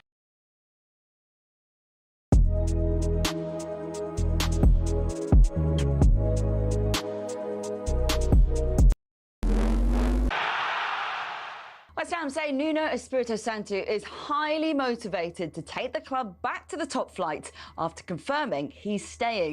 And it seems a lot of Hammers fans are pleased with the decision. His voice is just so soothing. I close my eyes and I just melt away. We're going to replace him with Scott Parker, who's up and down more than a yo-yo. I don't think Nuno would have stayed if there wasn't a bit of a plan either, which gives us a bit more confidence. The club's hierarchy have also vowed to repair their relationship with the supporters, and it seems Spurs are echoing this sentiment. Tottenham's owners have apologised to their fans for almost getting relegated. The Lewis family say they're committed to a complete reset, but won't be selling the club. South of the river, Palace fans will be hoping Oliver Glasner can conclude his time at the club with one last piece of silverware. It's the Conference League final against Rayo Vallecano in Leipzig tonight, live on talkSPORT from 7 p.m. Former chairman Simon Jordan wondered, even if Palace do win, will Glasner get the credit he deserves? He's proved that he's an excellent manager, but he's temperamental. And some people would suggest that I don't need the temperamental side. It won't affect his legacy, but his legacy's been tarnished with the Palace fans because they should be. He should be getting the Guardiola celebration. And Kasper Schmeichel says he's thankful for the opportunities and friendships football has given him after announcing his retirement because of a shoulder injury.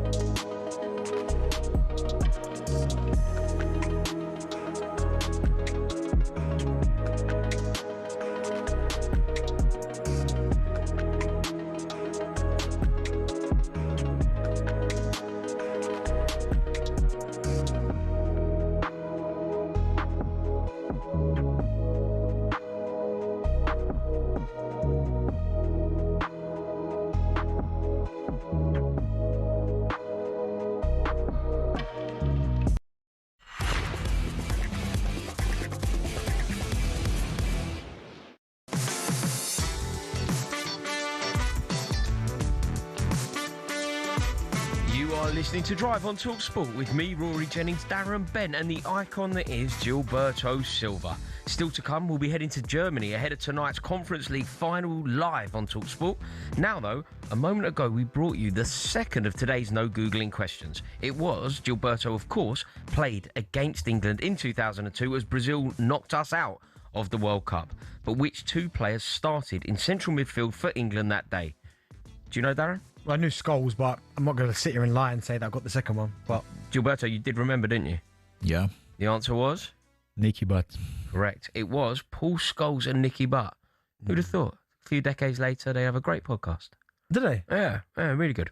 Right, with just 15 days to go until the start of the World Cup, it's only right that we discuss Brazil's chances of winning it for the first time since 2002. Darren, you're a big fan of the Brazilian national side. What do you reckon? Brazil, do you think they can do it? Listen, I've got my reservations. I like Ancelotti. I think he's the right man, but I mean, listen, you're probably best off asking Gilberto what he thinks because he's got more of an idea in ear to the ground than I have. So, I mean, what do you think? 2002. It sounds like such a long time for a country with the five stars. Yeah, with the esteem and the prestige of Brazil. It's too long, isn't it, Gilberto? For us, it is. Yeah, for us, that would be great. For us, that would be amazing. For us, it is. But listen, sometimes when you become successful, for so many years, there is always this pressure, especially on Brazil, when they go to the major tournaments, the expectation is always high. But, of course, I have my concern for this year because we didn't have a good cycle after the last World Cup. A few changes regarding the management until Carlo got appointed. But I hope that with his experience, he can bring them together. With the decision he made, the list he made, I think we have good players. But if you ask me, Brazil are favorites? My opinion, no. I see Argentina because they are the current champions. France in front of Brazil, probably Spain, because of the cycle they have in the last few years. But you never know, because when you arrive in the World Cup, not always the favorite wins. I have this experience back in 2006. We arrived there as a favorite after 2002. We got a very good team, special talent, but we lost to France. And I hope this time work on a different way for Brazil. Yeah, absolutely. You look at Brazil, and of course, the big decision, and everyone was looking, was he going to call up Neymar for this World Cup? He has done.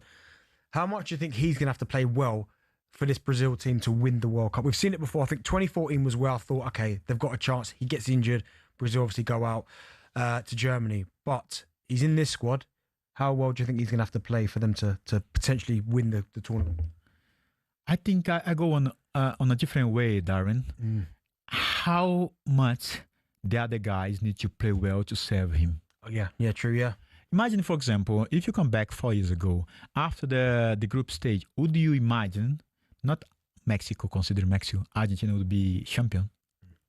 Maybe not. No. Because they start very poor. They lost to Saudi, and they qualified in the last game. After the last game, they click on. And Argentina was a different team until the Mexico game. After the Mexico game, was a totally different team because there was no opportunity to lose again. If they lost any game, gone. But everyone played for Messi. And what happened in the past weeks before Neymar, was announced in the list for Carlo? Is Neymar fit enough?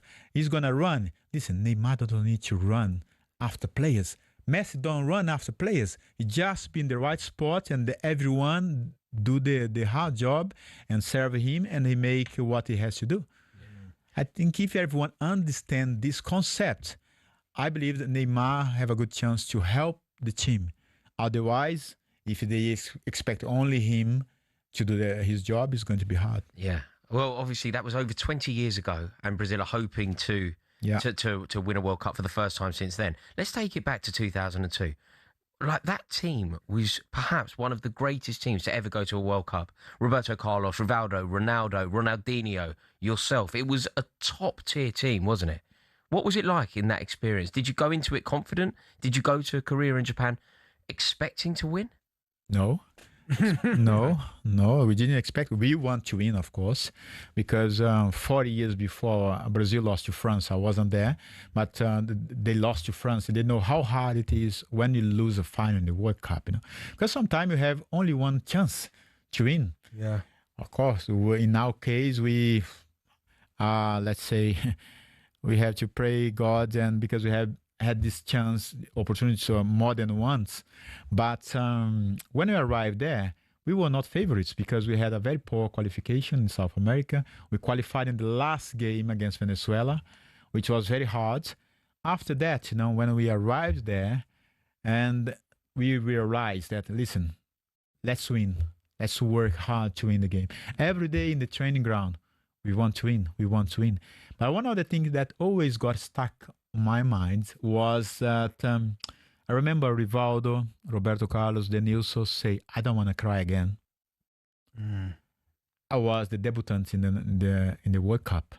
I said to myself, listen, I'm playing with those guys, A few years ago, I could not imagine being here. They are my idols, great players.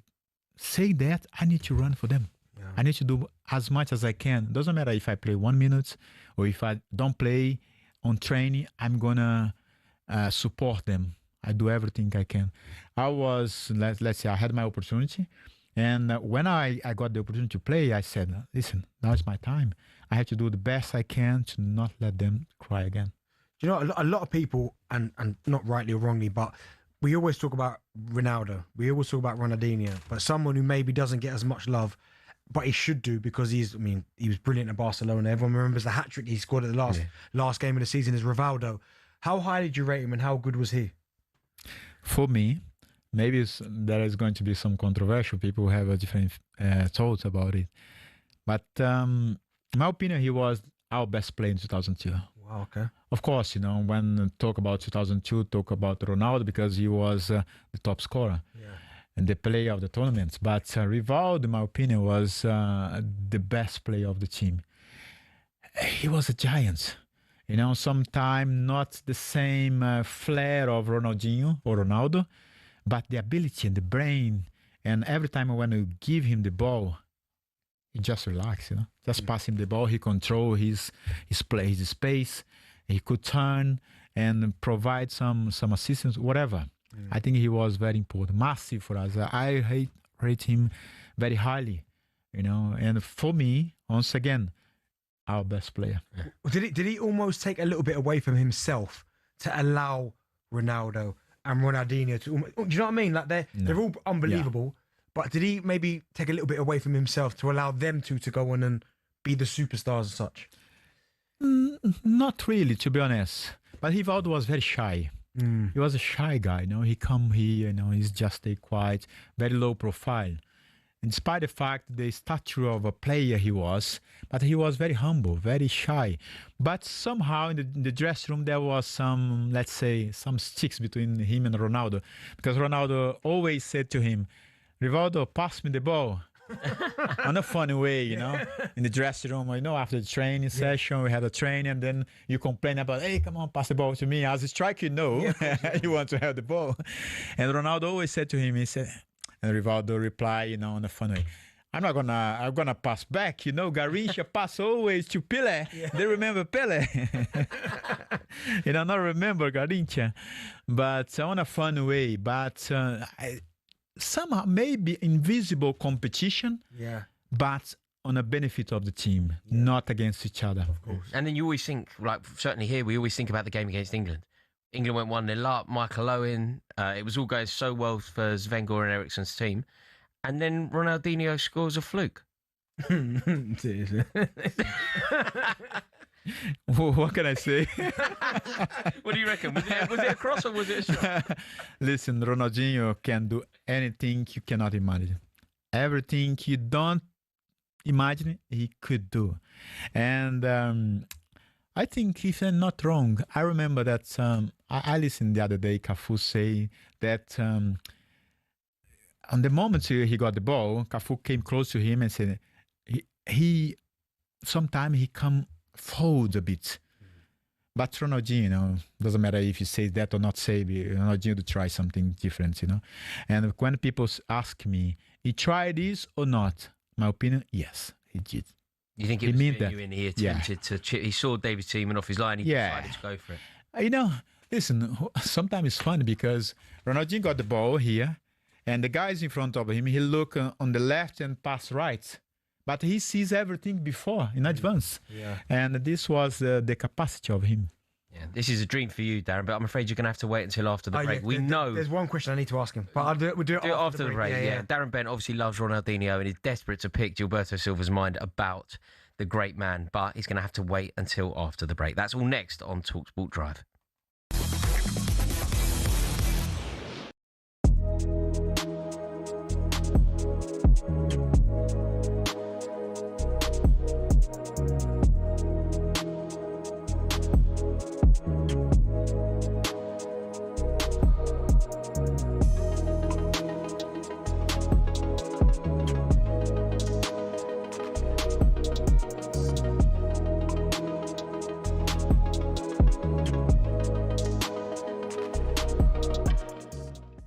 You're going down next season. No, we're not going down, mate. You're going down, mate. No, even you know that. Even you know Well, why that. am I saying it? Well, because you know that's not going to happen. What do we know? No, I don't say things. You know that's never going to happen. Well, we had this season was an absolute joke. And what's going to change? Well, everything's going to change. Well, okay, name it. Well, starting one with the manager. Right. The manager's come in and he's got results kept us up. Right, okay. He won't allow. You said that last season. No, we got Thomas Frank in the summer, and that was the wrong appointment. This is the right appointment. Okay. But you said that last summer. So everything will change. You've got a new manager. You said that. They won't allow that. They won't allow that to happen. And you can't allow. You can't. They won't allow that to happen. You've not got a magic wand. You can't wand. sit there and say that Spurs are going to go down, mate. I'm saying you now. You will be in a relegation battle this season. Jace, promise you. Mate, shut up. What are you on about? You're one of my favourites to go down. What are you on about? You can't just flip. You honestly, you've been in football all your life. You can't flick a switch and just think we're Spurs. You were Spurs last year, and you're Spurs this season. Well, that's absolute garbage. Have gone through the same thing. Garbage. Yeah, it's Teams worse. Finished 17th, and then they sort themselves out. Did you get better or worse? What? We've got more points this season. Did you get better or worse? Well, technically, we got better. Did you get better or worse? Factually, we got better. Because we got 30. We got 38 points last season. We got 41 this season. Good season. See, this is the good season. This is the arrogance and the naivety of you, and you're just Spurs, mate. No, but listen, I'm up for a laugh. Listen, I'm all up for a laugh, right? And it has been. You're going down next season. Oh, we're not. Oh, Jace. You're going down, mate. Jace. You're going down. Jace. Come on, mate. EFL Roundup. Come on, mate. It's coming. All you've done. I know you want to keep the narrative alive, right? Just for your own little self-worth. What do you mean self-worth? Oh, you want to keep it alive. You keep your little EFL roundups and keep your little Ange mask and keep all that garbage that you've done all season. What do you mean garbage? Load of old guff. All right, load of old guff. And it's only been good because Spurs have been crap.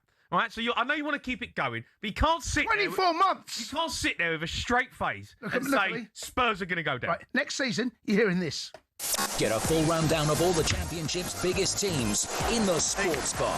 EFL Roundup with Jamie O'Hara on talkSPORT. I'm going to put it out there now, right? I'm going to phone the boss. All right, I'm in the break. I'm phoning the boss, not the mid boss, the big boss. All right. Okay. They're getting deleted from the archive. What's going to get deleted? Never to be seen again. EFL Roundup cannot be played on this station one more time. All right, because Spurs are in the Premier League.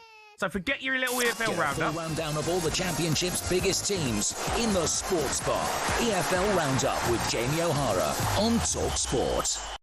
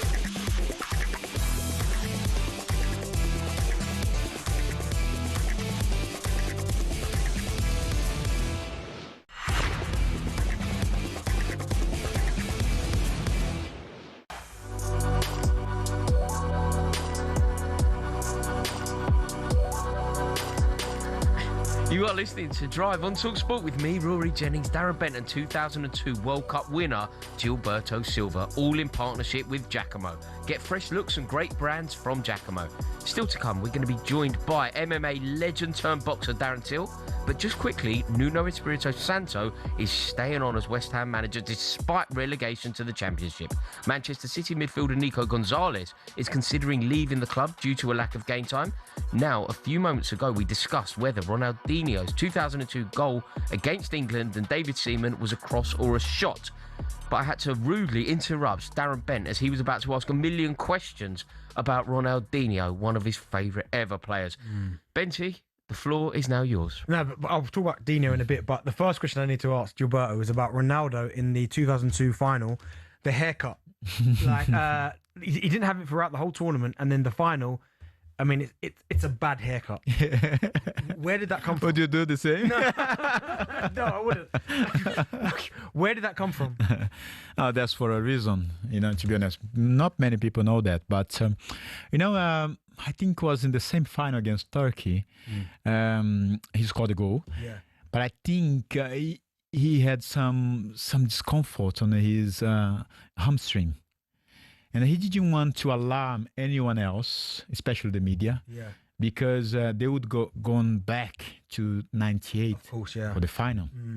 And he told the doctor, he did his treatment, very hard. Nobody says anything about it. And he kept training, and the Scolari controls the session for him. But he did the sessions. But he didn't want to show that he got something, We knew that. Yeah. Eventually, he came up with that nice haircut. And people don't mention anything, just start talking about the hair. So it was a distraction technique. Distraction. It worked. Because Darren Bent's still talking about it. Exactly. Everyone talk about it. It was horrific, wasn't it? But yeah. When he come down, though, you as players, did you say, what's happening? What's going on? So, what a terrible thing. But, listen, it worked well. Ronaldo was very smart, But listen, I have to praise him on his mental attitude. Because it's not easy to go through what he have been through. He had a massive injury that could have ended up his career. They lost the final, and many people point to him as one of the responsible for it, even though he could have died. Not many people know this, but he could have died on that day. And played the final, lost the final, and came again, and overcame all these issues he had, with injury, losses, and everything, and became what he became. I think the title has kind of relief to him to put all this pressure off his mind. And I must say that I really admire him for his mental strength, because not for everyone. Gilberto, sorry. When you were talking about Ronaldo there, we're talking about Ronaldo in 1998. You said he could have died. Sorry. Exactly. I think, listen, because he could have a major problem. Maybe I have gone too far because I'm not a doctor, and let me rephrase, but he could have a major problem because he had some convulsion. Yeah. He doesn't remember anything about what happened. What I remember was Roberto Carlos said that he arrived there in the room, he was debating himself, and he ran after the doctor, but he could have a major problem. But Ronaldo don't remember anything. Wow. And the doctor brought him to the hospital just to make sure, because he want to play. But there was another player in the list to play to replace him. And I said, no, I want to play. He told the doctor and told the manager. Edmundo was supposed to play. Yeah. And in the end, they drove him to the hospital, did all the exams and everything, just to make sure, okay, you had all the prescription, everything from the hospital, just to be assured you have gone through all the exams. And he arrived in the dressing room just minutes before. So it was real. This is the story. Yeah, exactly. But imagine, this is tough because on that moment, many people appointed Brazil as the favorite, and your best player had this major problem in the day of the final. Yeah, it was tough. Yeah, it was tough. Now, Gilberto, Ronaldinho. Talk to me, because again, I have debates with people in this building about how I was outside before we got to the show. You played with him. You know him really well. You've seen him up close. How good was he in terms of his technical ability, natural ability, creative ability, goal scoring, everything? Well, Darren, I listen. You have seen him many times. We still see him in the clips, Yeah. And sometimes we don't believe in what he were capable to do. For me, it was beautiful to watch him in training.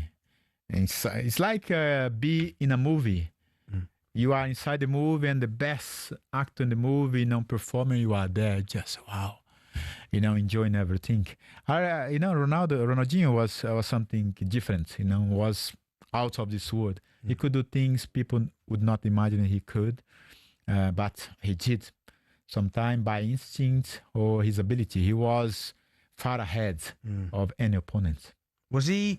Because he looks like it when you watch him on. He's got a documentary out on Netflix, and he looks like a nice guy. Was that how he was all the time? Always smiling, always happy, even when things weren't maybe going as well. Was still always happy.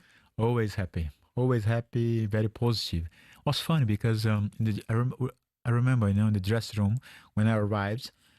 And before the game starts, we start getting changed. Some people put music, and then eventually he stand up, get the ball, start to just do some keeping ups, start to do some things. Everyone just stop and watching him. It was like a show, I said, wow. Let's win the game. Let's go. Wow. Something very special. He was a special guy. Yeah, a true icon. Gilberto Silva, it's been an honour to talk to you. Thank you so much for finding the time. Where is the World Cup medal? Where is that? Mine? Yeah. At home, Brazil. Oh, beautiful. Yeah. I wonder where it was, because a lot of guys we get on this show and they've won big trophies. We say, where are they? And they always say, it's in the loft somewhere, or it's... No. You know where it is? No, yes, I know. It's a special place, yeah. Nice. Well, this is a kind of thing that we have to take care properly. Yeah. It's about our history. Yeah. It's not about one tournament. It's about our life. Because every time, one of the things I always did after a great achievement, like, for example, we mentioned about the Invincible, we mentioned about the World Cup, but we could talk over other things. But when you achieve something, you have to always look back. Yeah. Where everything starts, Come back to my hometown, playing barefoot in Brazil, without any expectation of become a football player one day. And that's why I have to take care of it and pass on to the future generation to work hard, because it's very hard to achieve something great in life. But if you put effort on it, if you work hard, don't complain, but work hard on your discipline, you have a chance. Absolutely. Wow. Gilberto Silva, it has been an honour. Thank you so much to Arsenal Invincible and World Cup winner Gilberto Silva. It's been an amazing, riveting last hour on Drive. Next, we're heading to Leipzig as we begin the build-up of tonight's Conference League final between Crystal Palace and Rayo Vallecano. This is Drive on talkSPORT with myself, Rory Jennings and Darren Bent.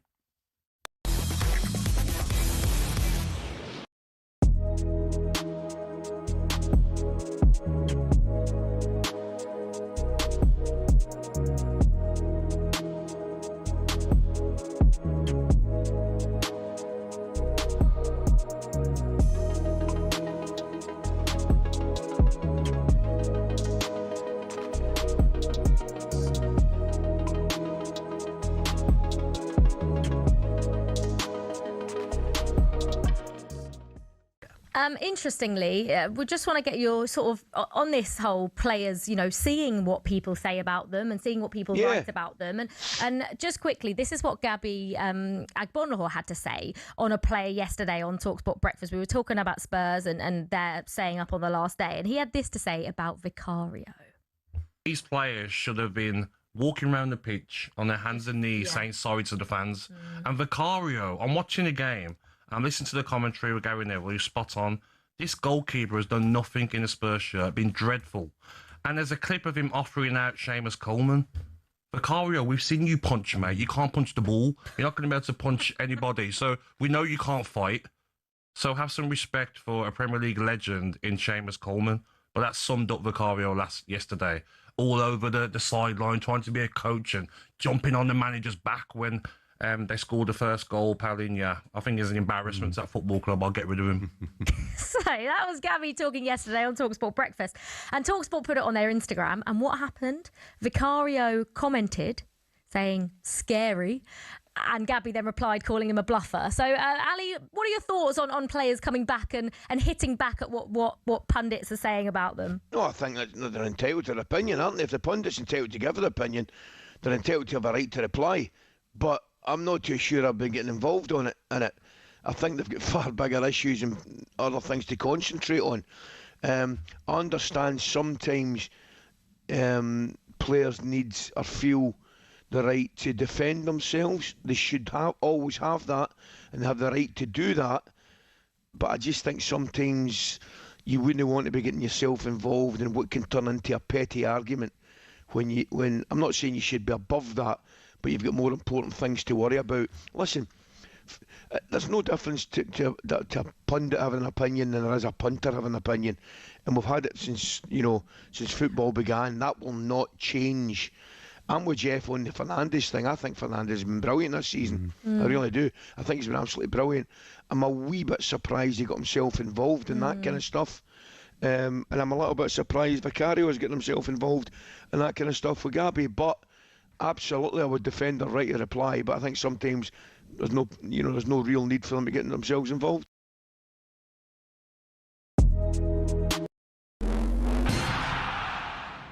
The Lions. Real-life fantasy rugby. Bitter rivalries set aside in a quest to create the world's best team in weeks. There's nothing like it, but who on earth had the idea and how did it all begin?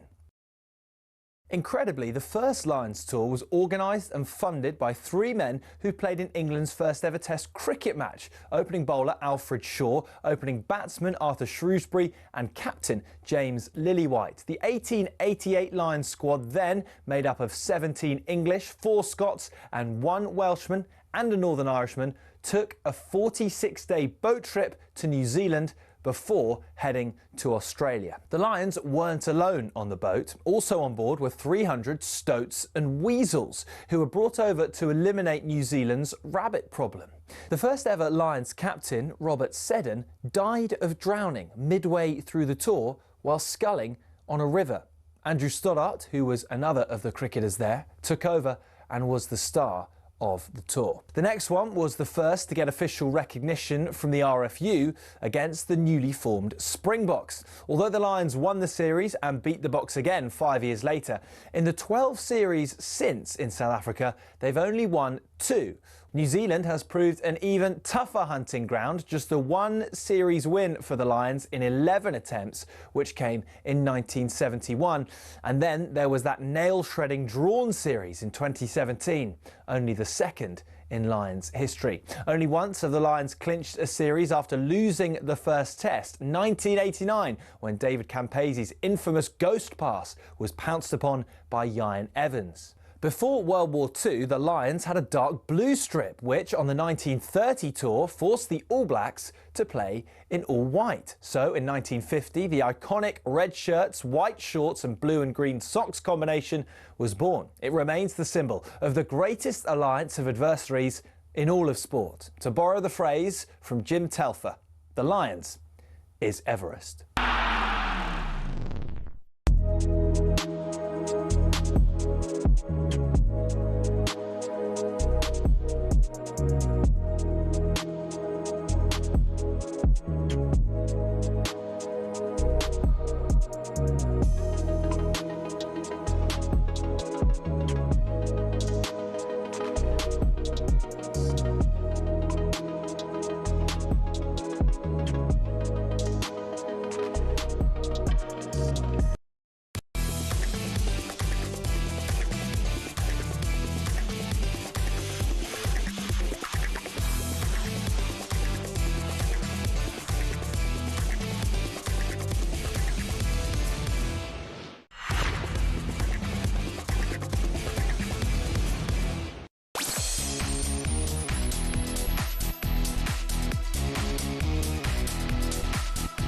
are listening to Drive on talkSPORT with me, Rory Jennings, and Darren Bent.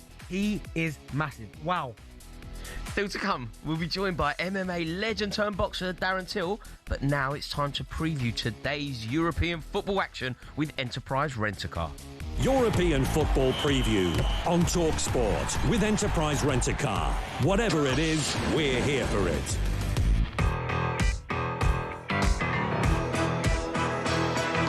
The full-time whistle blows.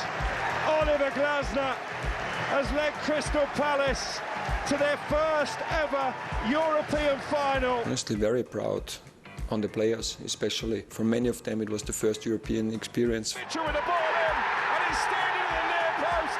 Ismail Assar, yet again. Yeah, in an ideal world, we'd top off Oliver's reign with a win next Wednesday. Don-Philippe Mateta, hands on hips. Here he goes, right-footed. Oh, he just calmly rolls it beyond the goalkeeper. I just keep working hard and believe anything can happen. Everybody, young and old, is on their feet. There'll be fans on their phones already, booking hotels and flights to Germany. Yes, that's right. Following us from 7 p.m. tonight, Adrian Durham hosts live commentary of the conference final between Crystal Palace and Rayo Vallecano. Crystal Palace boss Oliver Glasner has been speaking ahead of this one, and he was asked how much winning the competition would mean. It would mean a lot, but not for me personally. I think especially for the players, for the group, because I know how hard every single player, every single one in the staff worked throughout the season. It will be our 60th game of the season. This would mean a lot for me that we then could have a fantastic ending to the season. But however, the game ends tomorrow because it's sports, it's football, you never know. But I really enjoyed, and we all enjoyed this journey together, and yeah, we will give our best to get the happy ending tomorrow, and this would be to win the game, of course. And we can look ahead to that massive game now as Adrian Durham joins us from Leipzig. Adrian, how are you? I'm just fine. It's a pleasure to be on the show, but it's also a real pleasure to be here in Leipzig. Magnificent setting, magnificent stadium, and I actually think it's going to be a really good game of football as well. Yeah, I think it's going to be huge. What's the atmosphere building like, Adrian? There've been some reports of some hostilities between the fans. How does it feel from your experience?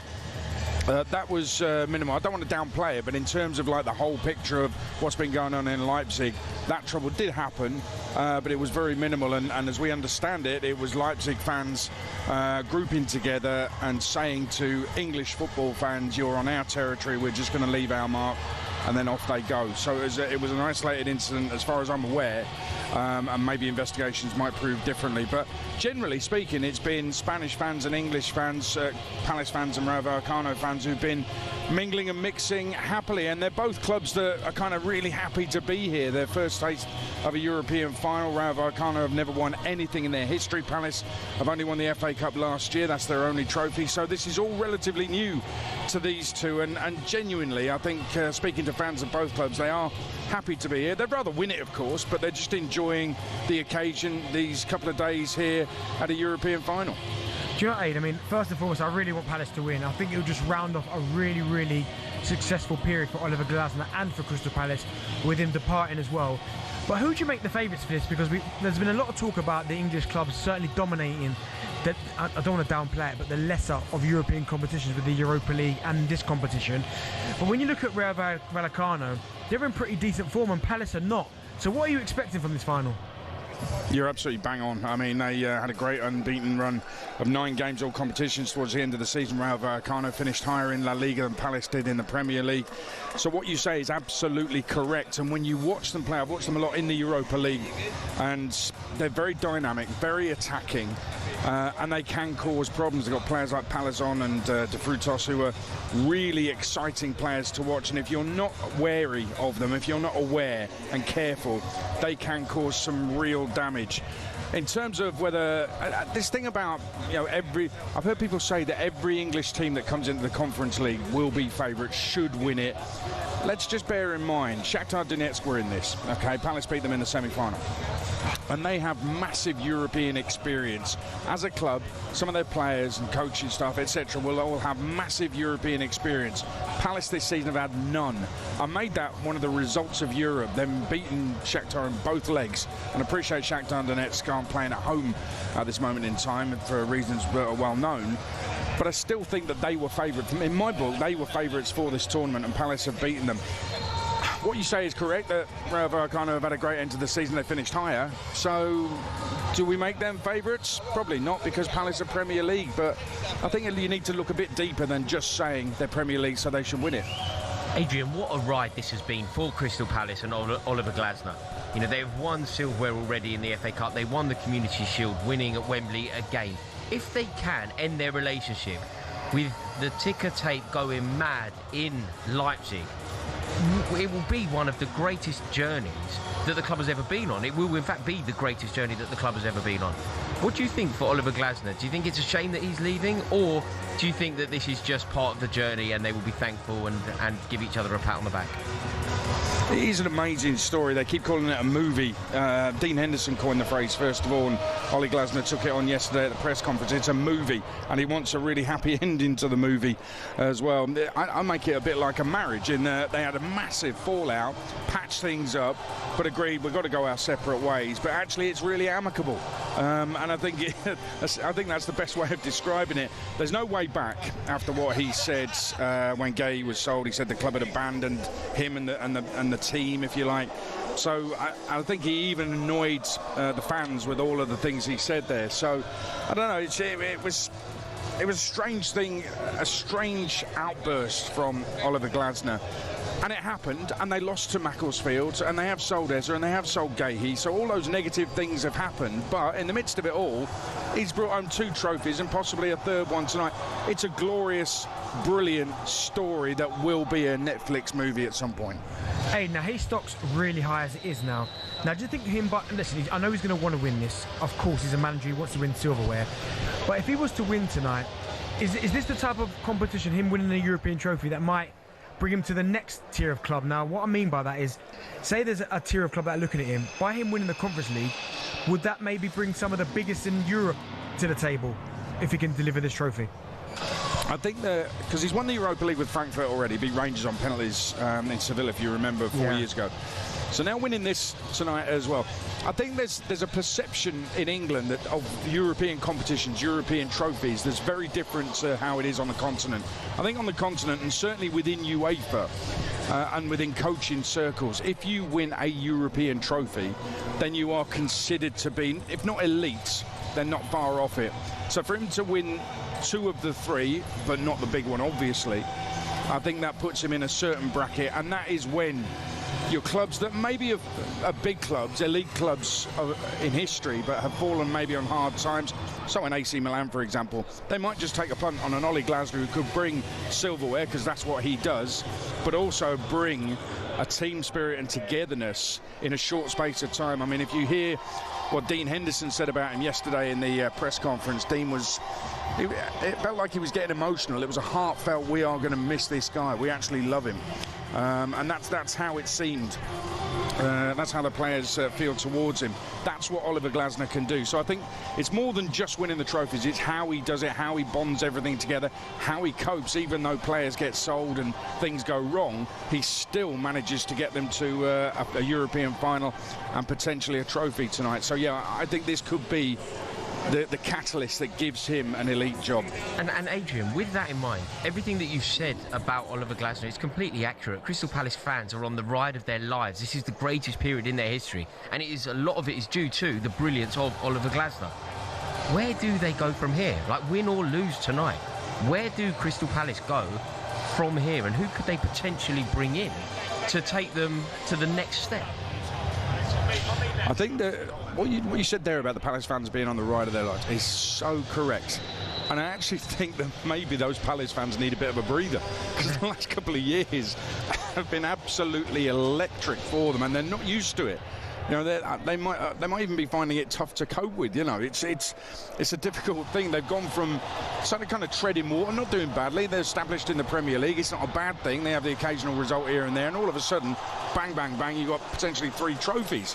You know, sometimes you just need to calm things right down. In terms of manager, they wanted Iraola. That's looking less and less likely as time goes by without him committing himself to the club. So, I mean, they've got to sort that out, and maybe they are behind the scenes because nothing has come out really other than the Iraola link, and it was a very strong and real link as well with Iraola. That was definitely a possibility at some point, and as I say, it's kind of fading off a little bit now, but who knows? It could be resurrected. They will need to get something in place, but I think what they're doing is just enjoying, as you say, this ride, seeing what happens tonight, getting over the celebrations if they win it, and then they'll take it from there. But I don't think Palace fans are going to complain unless they're in a relegation battle next season. I don't think they're going to complain because they have had a couple of years from heaven. Absolutely. Adrian Durham, thank you so much. The atmosphere sounds incredible over there. Cheers. It's going to be a classic, no doubt. Thank you so much there too, Adrian Durham. That was a look at today's European action with Enterprise Rent-A-Car. Whatever it is, they are here for it. European football preview on talkSPORT with Enterprise Rent-A-Car. Here for it. Book now at enterprise.co.uk. And don't forget, you can hear live commentary of the Conference League final as Crystal Palace look to win their first ever European trophy straight after us tonight at 7 p.m. Next up, we're going to be discussing the future of Elliot Anderson as Manchester City lead the race to sign the England midfielder. This is Drive on talkSPORT with myself, Rory Jennings, and Darren Bent.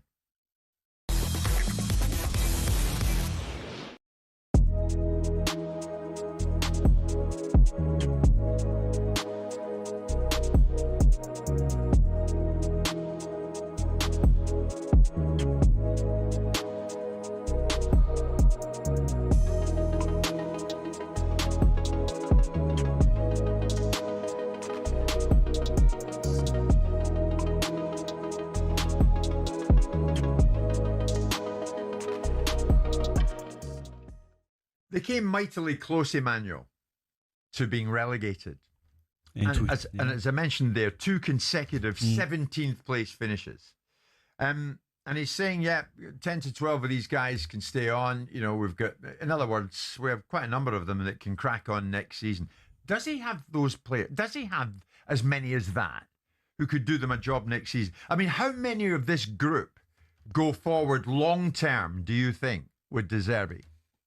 Well, if you point the finger at the players, I think everyone will say this exactly the same. They don't deserve to play at Tottenham. But if you look at the whole situation, take an X-ray, you know, for the last 2-3 seasons, you realize that there is no serenity and on the bench. They have changed so many managers. And since Levy left the club last season, I think many people in the board have made so much mistakes, you know. And I think the chief executive, I can't remember his name, but I think he has to take responsibility as well. So, of course, the players have a huge responsibility because when you look at the squad, when you look at the money they have, everything, the new stadium, the fan base, I think this club should have played, you know, for European places. But if you look at the whole situation, I think, for me, I don't understand what's going on at Spurs, you know, in terms of sport vision. I don't see it, you know, because when things doesn't go the way they want, they fire the manager. When they don't want this player, they take another one. That reminds me so many clubs, you know, the policy of so many clubs, and they are wrong. You have to stick with your vision. But what is the vision actually at Tottenham? There is no vision at all because the manager changed every single 3-4 months. So you have to come back on what it means, you know, to get a team, which means for me, they have to change the mentality inside the club because I don't see the same Spurs team, you know, the same club I used to see for years and years, you know. Yeah. The mentality for me is the worst. And if they don't change this vision, they're looking at a third. You can take the best player in the world if you want. Look at Manchester United. If you don't change the mentality of the team, it will never happen.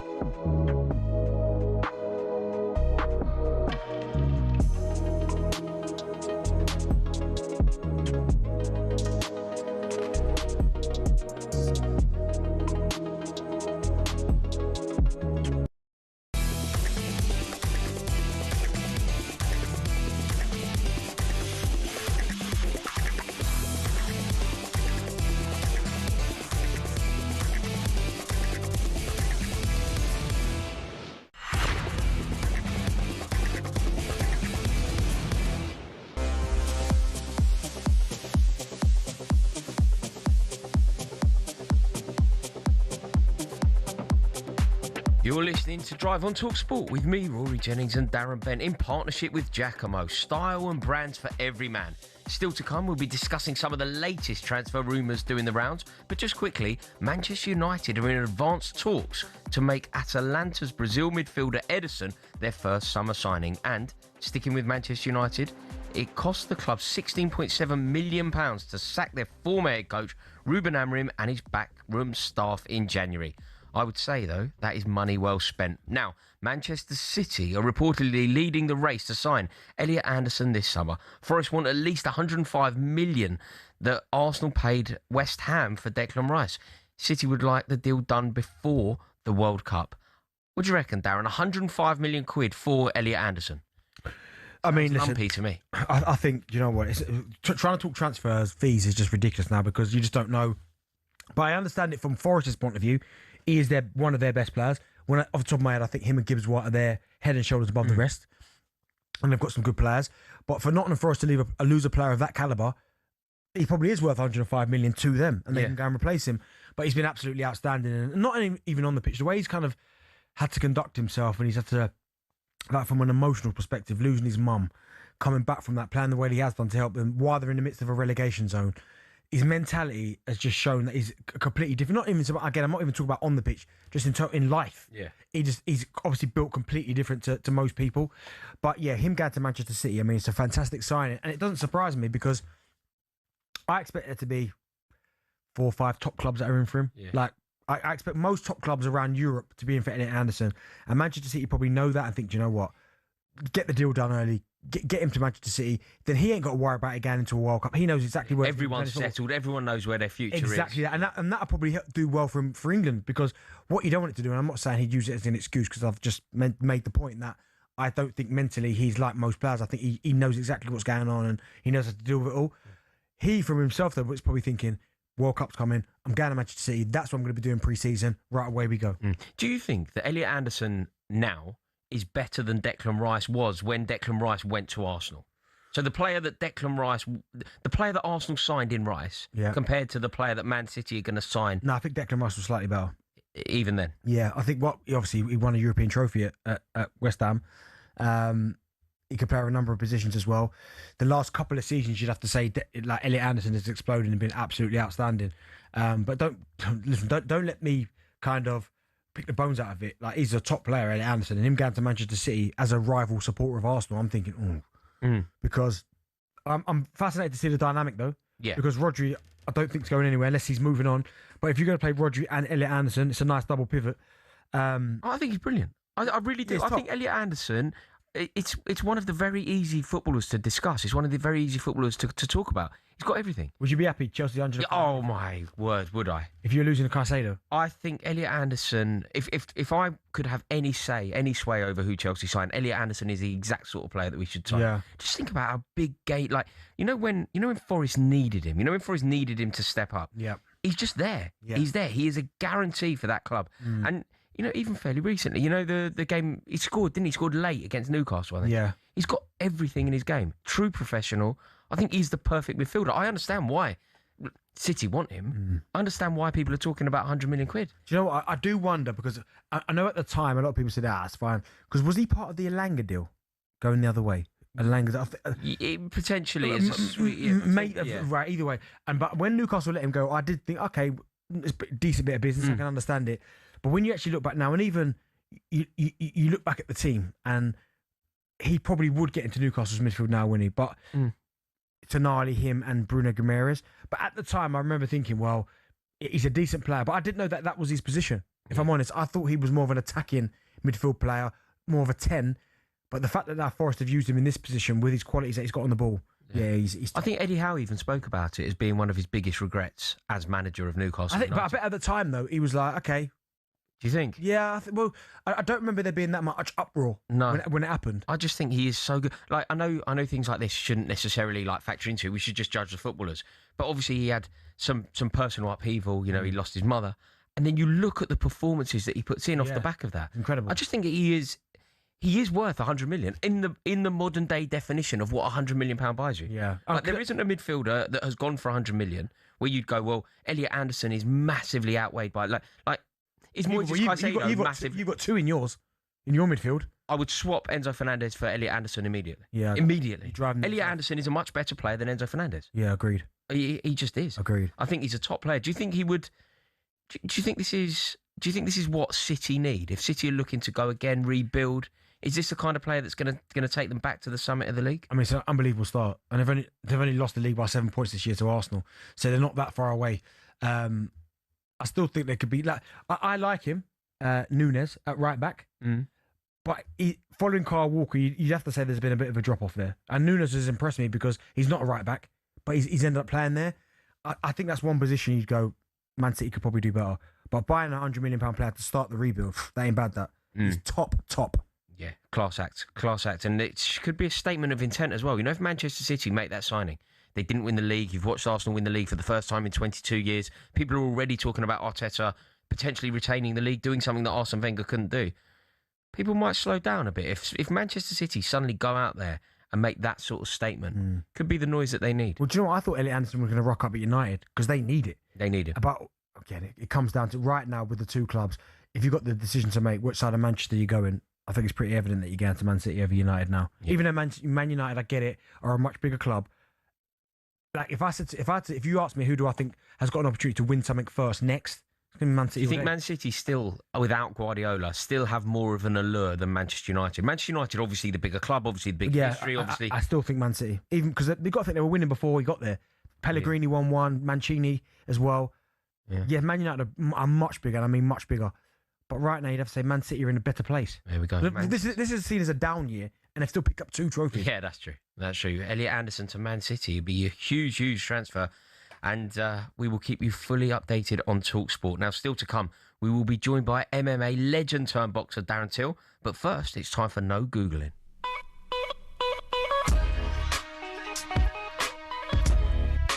We want to know who was the last host nation to win the World Cup. The last host nation to win the World Cup. We'll tell you after this.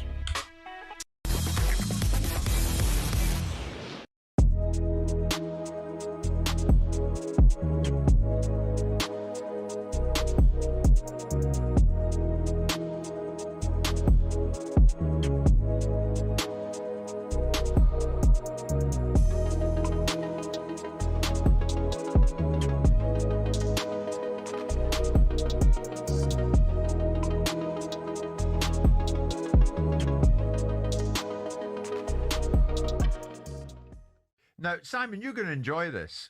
Producer Luke from the other side of the glass, come on through.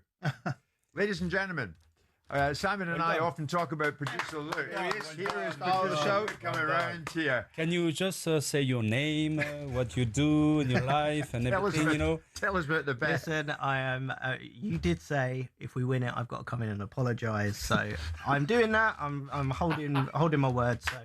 Manu, I'm sorry. Come on the Arsenal. There you go. Don't be sorry to me. Be sorry to the Arsenal fans everywhere in the world. Me and every other Arsenal fan. We're all losing faith. You too as well. Good man. Good man. Well done.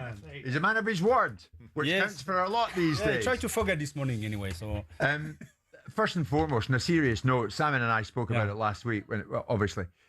What does it mean to you? I mean, how did you react in Paris? I watched the game, every single game the last couple of weeks, and I watched the game City against Everton, and I thought after the halftime, I thought, they're running the game, they're leading the score, it's over, it's gonna be until the end, and then Everton did a great second half, and they deserve to at least get a point. I thought they should have won that game, but anyway.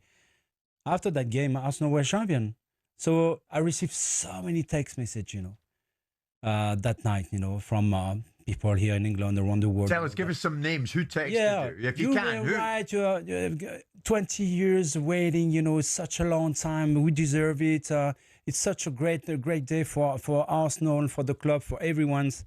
But I was thinking, but how many were positive, for the last couple of months? I've heard so many critics even from the fans, from pundits, from the players, and I was thinking, hell, what's going on? Is it something against Arsenal? But especially your mate Vieira, he's been quite negative. Even when you won it yesterday, he couldn't quite bring himself to give it all of it. Yes, of course, if they win the Champions League, they will be remembered as the biggest achievements. But not the biggest team, not the best team. Oh, really? With Patrick having a day? Compared to the Invincible? Compared to you guys, yeah. Or compared to the Invincibles, yeah.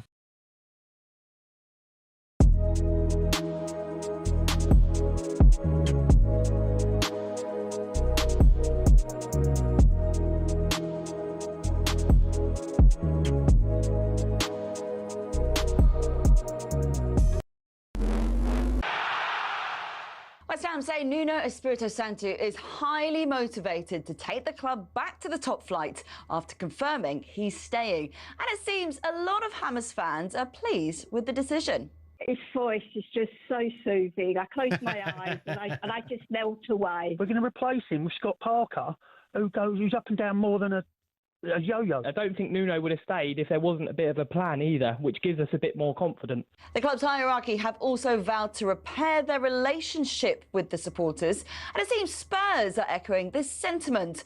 Tottenham's owners have apologised to their fans for almost getting relegated. The Lewis family say they're committed to a complete reset, but won't be selling the club. South of the river, Palace fans will be hoping Oliver Glasner can conclude his time at the club with one last piece of silverware. It's the Conference League final against Rayo Vallecano in Leipzig tonight, live on talkSPORT from 7 p.m. Former chairman Simon Jordan wondered, even if Palace do win, will Glasner get the credit he deserves? He's proved that he's an excellent manager, but he's temperamental. And some people would suggest I don't need the temperamental side. It won't affect his legacy, but his legacy's been tarnished with the Palace fans because they should be. He should be getting a Guardiola celebration. And Kasper Schmeichel says he's thankful for the opportunities and friendships football has given him after announcing his retirement because of a shoulder injury.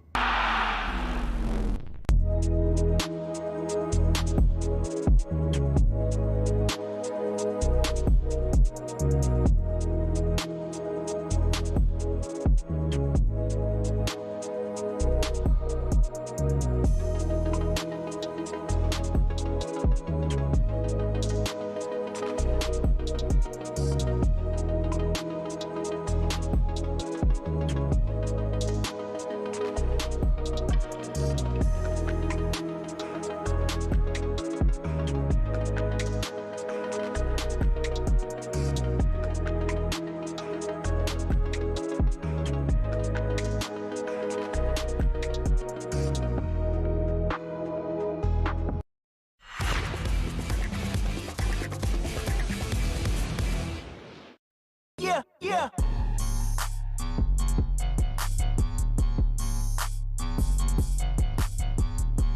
You are listening to Drive on talkSPORT with me, Rory Jennings and Darren Bent. Following us from 7 p.m. tonight, Adrian Durham hosts live commentary of the Conference League final between Crystal Palace and Rayo Vallecano.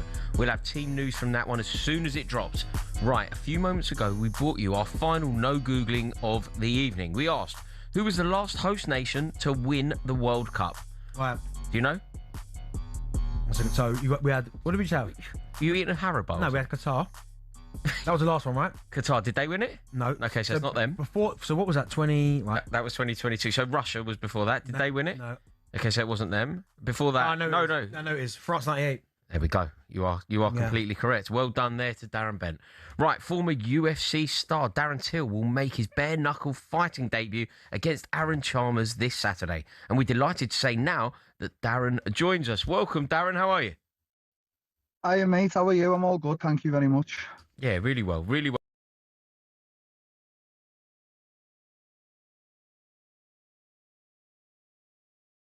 This is what I do for a living, isn't it? So yeah, I'm extremely happy. Just can't wait to get in there and fight now. Darren, how come you decided to change to bare knuckle boxing? Because I couldn't say no to how many zeros they were putting in my bank account. Fair enough. Fair enough. Now that's the sort of honesty that we want, Darren. Yeah, 100%. Fair enough. You're up against a man with a good record, though, Darren. It's going to be a tough test, this one. Yeah, I think every fight in your life you have is a tough test. There's only one time I ever underestimated a former opponent, and I got knocked out for it the first time and only time ever in my career. So no matter who they are, every man has 2 hands, 2 feet and stuff like that. So you have to prepare fully for every man, and this man can fight. And so don't underestimate anyone. Stay disciplined, stay hard working, and that's it. Yeah. Dan, what's the preparation like compared to when you're fighting in the UFC? It's a little bit different. I think MMA is more taxing on your body, to say training wise, but I think with this bare knuckle you have to treat it a little bit delicately, because you can't be sparring in the gym bare knuckle and stuff like that, but you do have to toughen your hands and your forearms up and stuff like that. So I think a delicate touch, but then when you're in there, I don't think you've got no choice on whether you're getting your face bashed in or not, because it is a little bit more of an extreme, should we say, extreme sport. I don't like calling fighting sport, but yeah, it's more towards the extreme side of things, isn't it? You know what I mean? It's a lot of blood and guts and stuff like that. Now, I know you've not had the fight yet, right? And we've had a few people that have made this transition from boxing to the bare knuckle scene. And we've always asked the question about taking a punch clean with a knuckle compared to a glove. And they've always said the glove's worse. I still, in my mind, can't picture that, because getting hit bare knuckle compared to with a glove on, I don't see how that's worse. I'd say, if I had to give an educated opinion, obviously being a fighter myself, this is not factual, by the way, it's just my opinion. I'd stand on that boxing is still the most dangerous sport in the world, especially I agree with getting it, because it probably stings a little bit more getting hit with the knuckle, but them 10 ounces, them 12 ounces, 8 ounces, whatever it be, just the leather behind that, when you're taking a shot, like, you know, to the upper half of your head and the bottom, it just doesn't half... it pays a lot of dividends in a 12-round, 10-round, 8-round fight. And so I stand on it. I've fought boxing, fought MMA, and obviously I'll be fighting bare knuckle now. I do still think boxing is the more dangerous sport out of the lot, and I don't like to call it a sport, but yeah. Darren, on that, actually, we obviously saw kickboxer Rico Verhoeven put up a brilliant fight against Usyk over the weekend. You just mentioned it there. You're a man who has moved between different sports.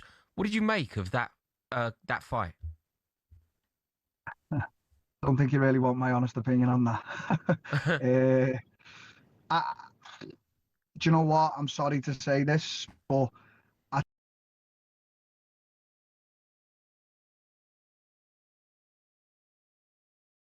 I think Rico was up in the fight. I think he was still in the fight when the stoppage got made. I heard that Peter Fiore spoke to the referee after it, and the referee told Peter Fiore that he didn't hear the bell. I mean, what kind of an excuse is that? They gave it to Usyk because boxing probably would have looked ridiculous. And I wanted Usyk to win. This is not me being biased, because I'm a massive fan of Usyk and Bivol. They're my two favourite fighters in the world at the moment. But Usyk was losing the fight. He didn't know how to deal with Rico's style. And once again, boxing found a way to be a...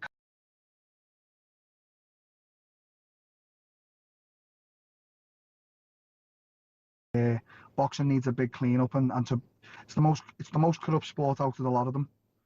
You said it there, Darren, about the performance from Usyk compared to Rico, sorry, at the weekend. Is it just a simple fact that because he's coming from a different sport, he just didn't know how to handle him? Because, let's be honest, when we've seen Usyk against the Fury, the AJs, the best that boxing's got to offer, he's absolutely schooled them. Is it just as simple as the fact that he had no idea what was coming his way, and that's why he struggled? Yeah, I think sometimes, even when I've been sparring guys who you could say, I don't like to say this disrespectfully, but who were lesser level and stuff like that, sometimes they can be tricky opponents to handle. And Rico came with a style that Usyk probably isn't used to and stuff like that. So obviously he struggled with him. Would Usyk beat Rico 10 times out of 10? He probably beat him 7 times out of 10, and Rico win 3. That was just as I said, this is not me being like biased towards Rico, because he comes from the same background as me. I just think he had an awkward style for Usyk, and it took Usyk a long time to figure out. And yeah, you know, he was getting the better of him before that stoppage, but Rico should have been given his chance to carry on to the 12th, and if Usyk stopped him properly, then fair dues. But yeah, I just think it was a case of a very awkward opponent for Usyk, and Usyk couldn't figure him out. That's what I'm putting it down to. Again, only my opinion. Well, Daz, also as well, sorry, just to kind of move it on now, you've obviously got a promotion company.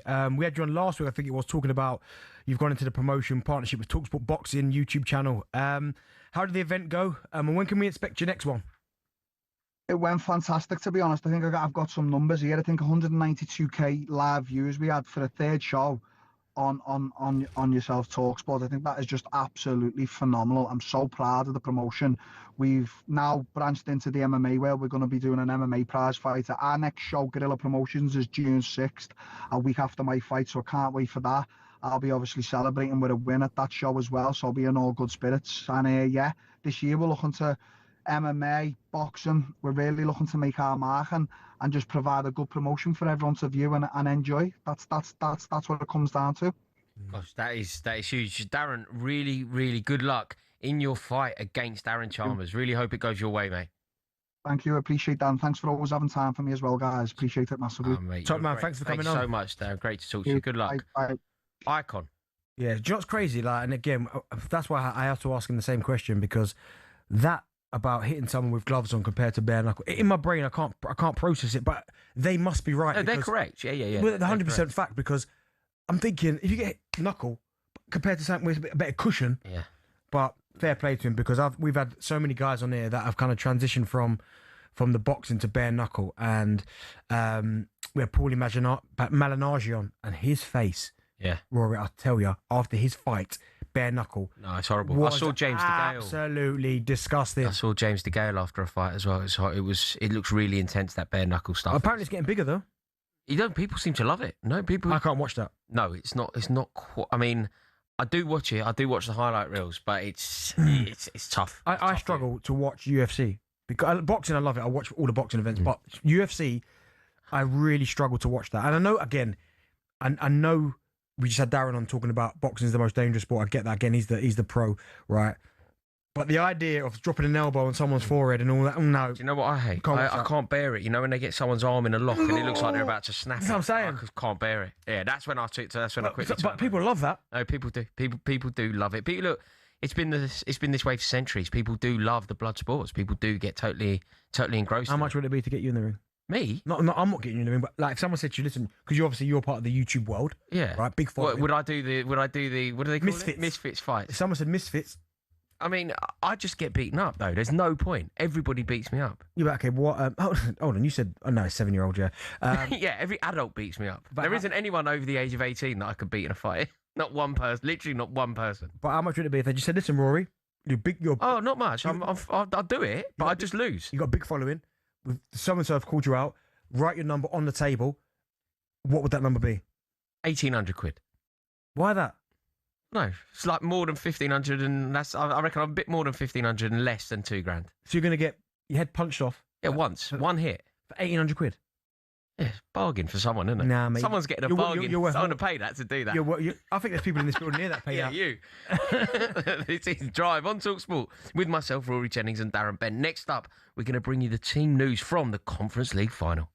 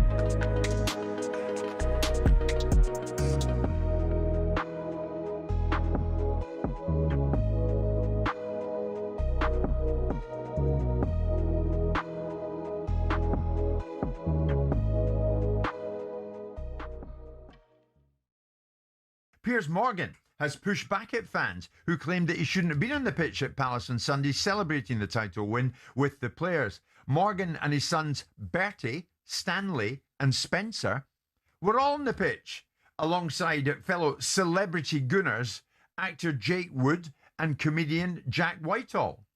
But critics highlighted hypocrisy from the likes of Morgan, who had previously gone for Mikel Arteta, calling for him to be sacked in 2022, to now share photos with the manager and the players on the pitch. Morgan, for his part, pointed out that he paid 4 750 quid hospitality tickets for his family to be at Selhurst Park before he was invited on the pitch to be a big part of the whole thing. If you're watching on YouTube, you can see exactly what I mean.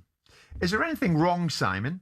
Anything wrong, Danny, with celebrity fans getting celebrity privileges? I have mixed emotions about it. I mean, you could make the same argument for Noel sitting up on a stage holding one of the trophies that was celebrating Pep Guardiola's 20 trophies. But that was a special event. And so he played a part in it. He was doing some interviews. And so to some extent, it was a special event on Sunday. I'm not a great fan of it.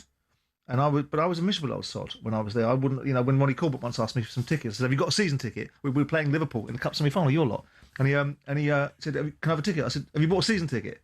Rather than just be generous to spirit and go, well, celebrity fans are part of it. They raised the profile to some extent because we had Bill Nighy, we had Joe Brand, we had Bill Wyman.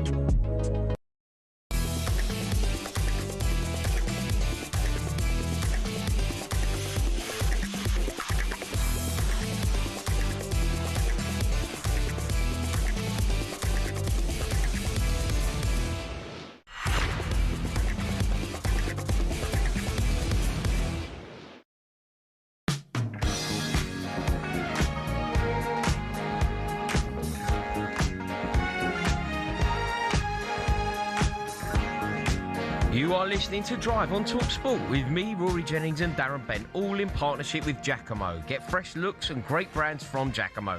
Following us from 7 p.m. tonight, Adrian Durham hosts live commentary of the Conference League final between Crystal Palace and Rayo Vallecano.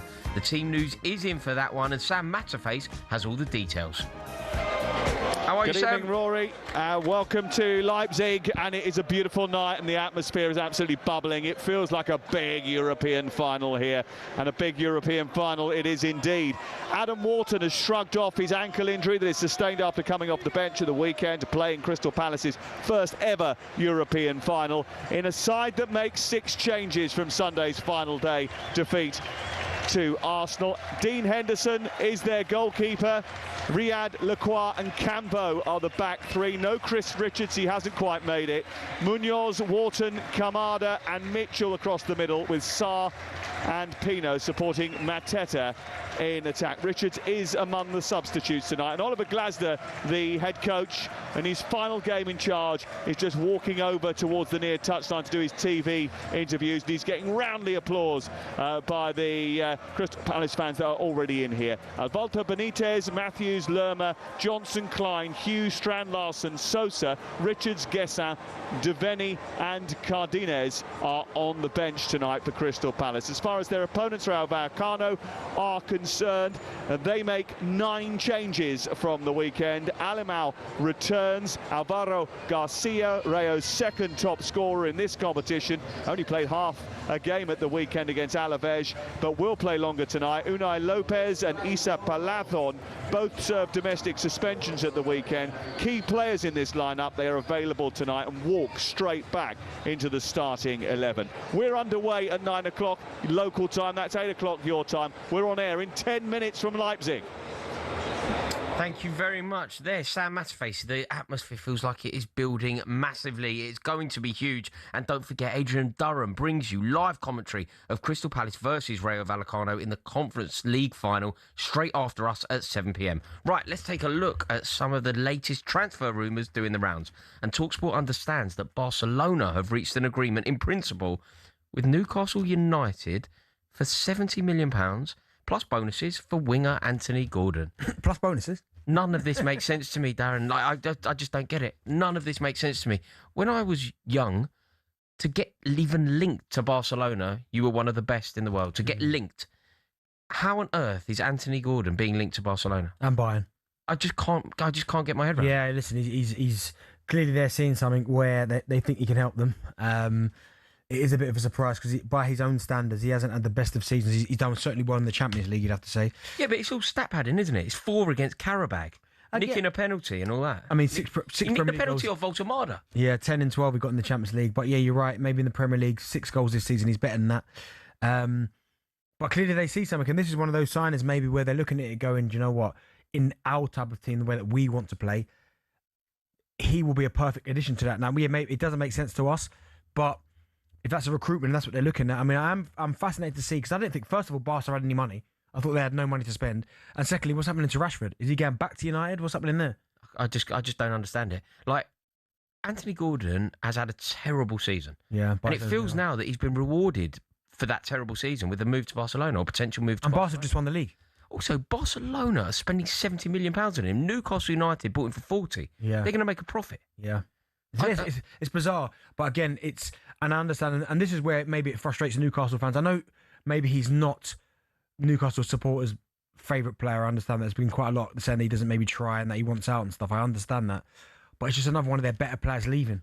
Do you know what I mean? I know you get a lot of money for him, but it's still, first of all, Zizek. Then they talk about Tonali maybe leaving. Now it's Gordon. And this is where I feel the frustration for Newcastle fans and Eddie Howe, because he's like, I know they've had a poor year by their own standards. I mean, Newcastle United finishing, 12th? For them, that's not good enough. No. But Eddie's going to be like, what do you expect me to do? I keep losing my best players. I can't build anything. I just don't understand it. Look, there was a time when I thought Anthony Gordon, I misjudged him very early. When Chelsea were linked with him when he was at Everton, I was like, I don't get this at all. Then I think he did quite well at Newcastle. We had quite a good season on the 23-24. Mm-hmm. When we were going over to Germany for the Euros, I was saying Gordon should play. I thought we needed the width. We needed to make the pitch big. We had Kieran Trippier at left back who was cutting inside all the time. Gordon would have stretched the pitch. I was up for it. He hasn't had a good game since then. No. I really don't get this one. Do you think this will actually happen? Well, he's either going to end up at somewhere big, it looks like to me, Barca or Bayern. But again, it's one of those recruitment. You know what it's like it's a matter of opinions, right? So we're sitting here saying by his own standards, he hasn't had a good season. Newcastle fans would come on here and say that, no, let him go. Doesn't try leg, doesn't want to be here, he can go. But clearly the recruitment team at Barcelona have looked at what his attributes, which is pace. He's quick. He can finish. I know sometimes he can be a little bit erratic in front of goal. Yeah, great word. But maybe they're looking at him thinking, yeah, perfect. He suit our system. But I'm intrigued because, listen, I've been there. If they signed Gordon before Rashford, and Rashford was there last season, in my mind I'm thinking, hold on a second here. But we both play the same position. What's happening there? It's wild. Yeah. Absolutely wild. Right, let's move on to Arsenal because they are ready to step up their interest in Aston Villa in England.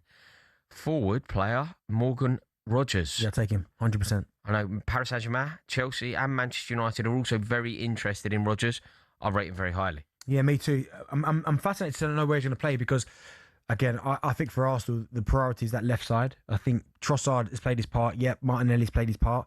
But I think now you need to start upgrading because you've got Saka on the right. You've got Gyökeres down the middle. Eze can play from the left, but I don't think that's his best position. You need an upgrade in that position. The problem is, everything that you just said there about Eze can play in that position, but it's probably not his best position. Yeah. I would say the same about Rodgers. Do you know, you might be right, but he has played quite a lot wide for Villa out there. But just having that calibre of player walking in the door to push the others, I think it'd be quality. And if you can get him big size, physical presence, can score goals as well. And I know at the start of the season, a lot of Villa fans were quite critical of him. They said he'd come back from the pre-season. Him and Watkins didn't really look interested, and they weren't happy with him. But he soon turned that around. But if Arsenal can get him, I mean, it's going to cost you another 100 million, it looks like, to get him. I'd be all for that. Arsenal, Paris Saint-Germain, Chelsea, Manchester United. What do you think would be the best move for him? Don't be biased. Talking about the clubs? Aston Villa. So he could stay at Villa. Yeah. Arsenal, Paris Saint-Germain, Chelsea, Manchester United. Well, I mean, Arsenal would be the one because they've obviously won the league. But then you look at Paris Saint-Germain and you go, where does he play?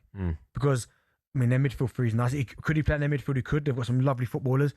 But it's about, for someone who's good as him, it's about winning things. He's obviously won something at Villa, which is incredible. It's about that next step. And he knows the Premier League. He's been a very, very good player in the Premier League. I think he's won PFA Young Player of the Year as well before. I think Arsenal will be a great move for him. Fair. Right, let's finish with Enzo Fernandez, because talkSPORT understands that he wants to leave Chelsea this summer after we missed out on Europe. Chelsea value him at 120 million, and Fernandez would reportedly welcome an offer from Real Madrid. Well, would he? Would he indeed? What on earth has Enzo Fernandez done to make anyone think that he deserves a move to Real Madrid? Well, we talk about Gordon going to Barca, then it's one of those. I mean, listen, you watch Chelsea week in, week out. What's he been like this year? Oh, mate, look, he's been one of our better players, but we finished 10th. He's been a standout player for Chelsea in a season where we finished 10th. He's a good player. He's a big game player. I've kind of warmed to him as well. But he's not a £120 million player. And going back to the logic that I said about Gordon, when you get the move to Real Madrid, you're one of the best in the world. And he is most certainly not that. I don't see. Is he miles off it? He's certainly not at it yet. Yeah. I don't think. Do you think you overpaid for him? Yeah, of course we did. Massively over. Like, I look at Caicedo and think, I know he's maybe this season now his levels have dropped, but he's shown signs for a consistent amount of time where I thought people were genuinely having the conversation about him and Kanté. Yeah. No, I know that. Look, Enzo Fernandez, there is something there. He's a big game player. He really does turn up when it matters. He plays well against Tottenham, scores against Tottenham. Yeah. When we play Paris Saint-Germain, he's giving it to the Paris Saint-Germain players, showing them the Club World Cup badge because we beat him in a final. Whenever we play Manchester United, he has an issue with Mason Mount. He kind of gets it. But this season, he's been fine, one of our better players. But to get a £120 million move to Real Madrid, you need to be one of the best in the world, and he is a mile off that. Wow. Well, listen, you see him week in, week out, so it'd be fascinating. Yeah, absolutely. So we'll have to see how that one goes, and talkSPORT will obviously keep you across it all. Right, next up, Adrian Durham brings you Crystal Palace versus Rayo Vallecano in the Conference League final. And don't forget, Drive comes live from the Soccer Aid training camp tomorrow, and he's back alongside Benty. This has been Drive on talkSPORT. This is the moment, tonight is the night. We'll fight till it's over, so we put our hands up like a snake.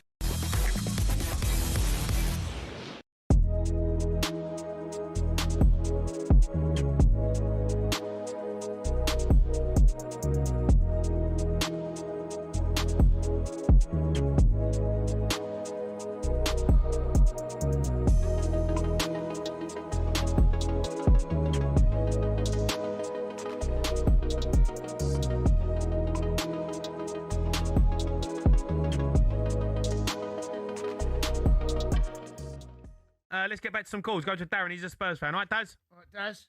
Hi. How are you, Daz? Relieved. I'm not celebrating like some of the fans that have come on from Spurs. I think they're ridiculous. The only thing I did when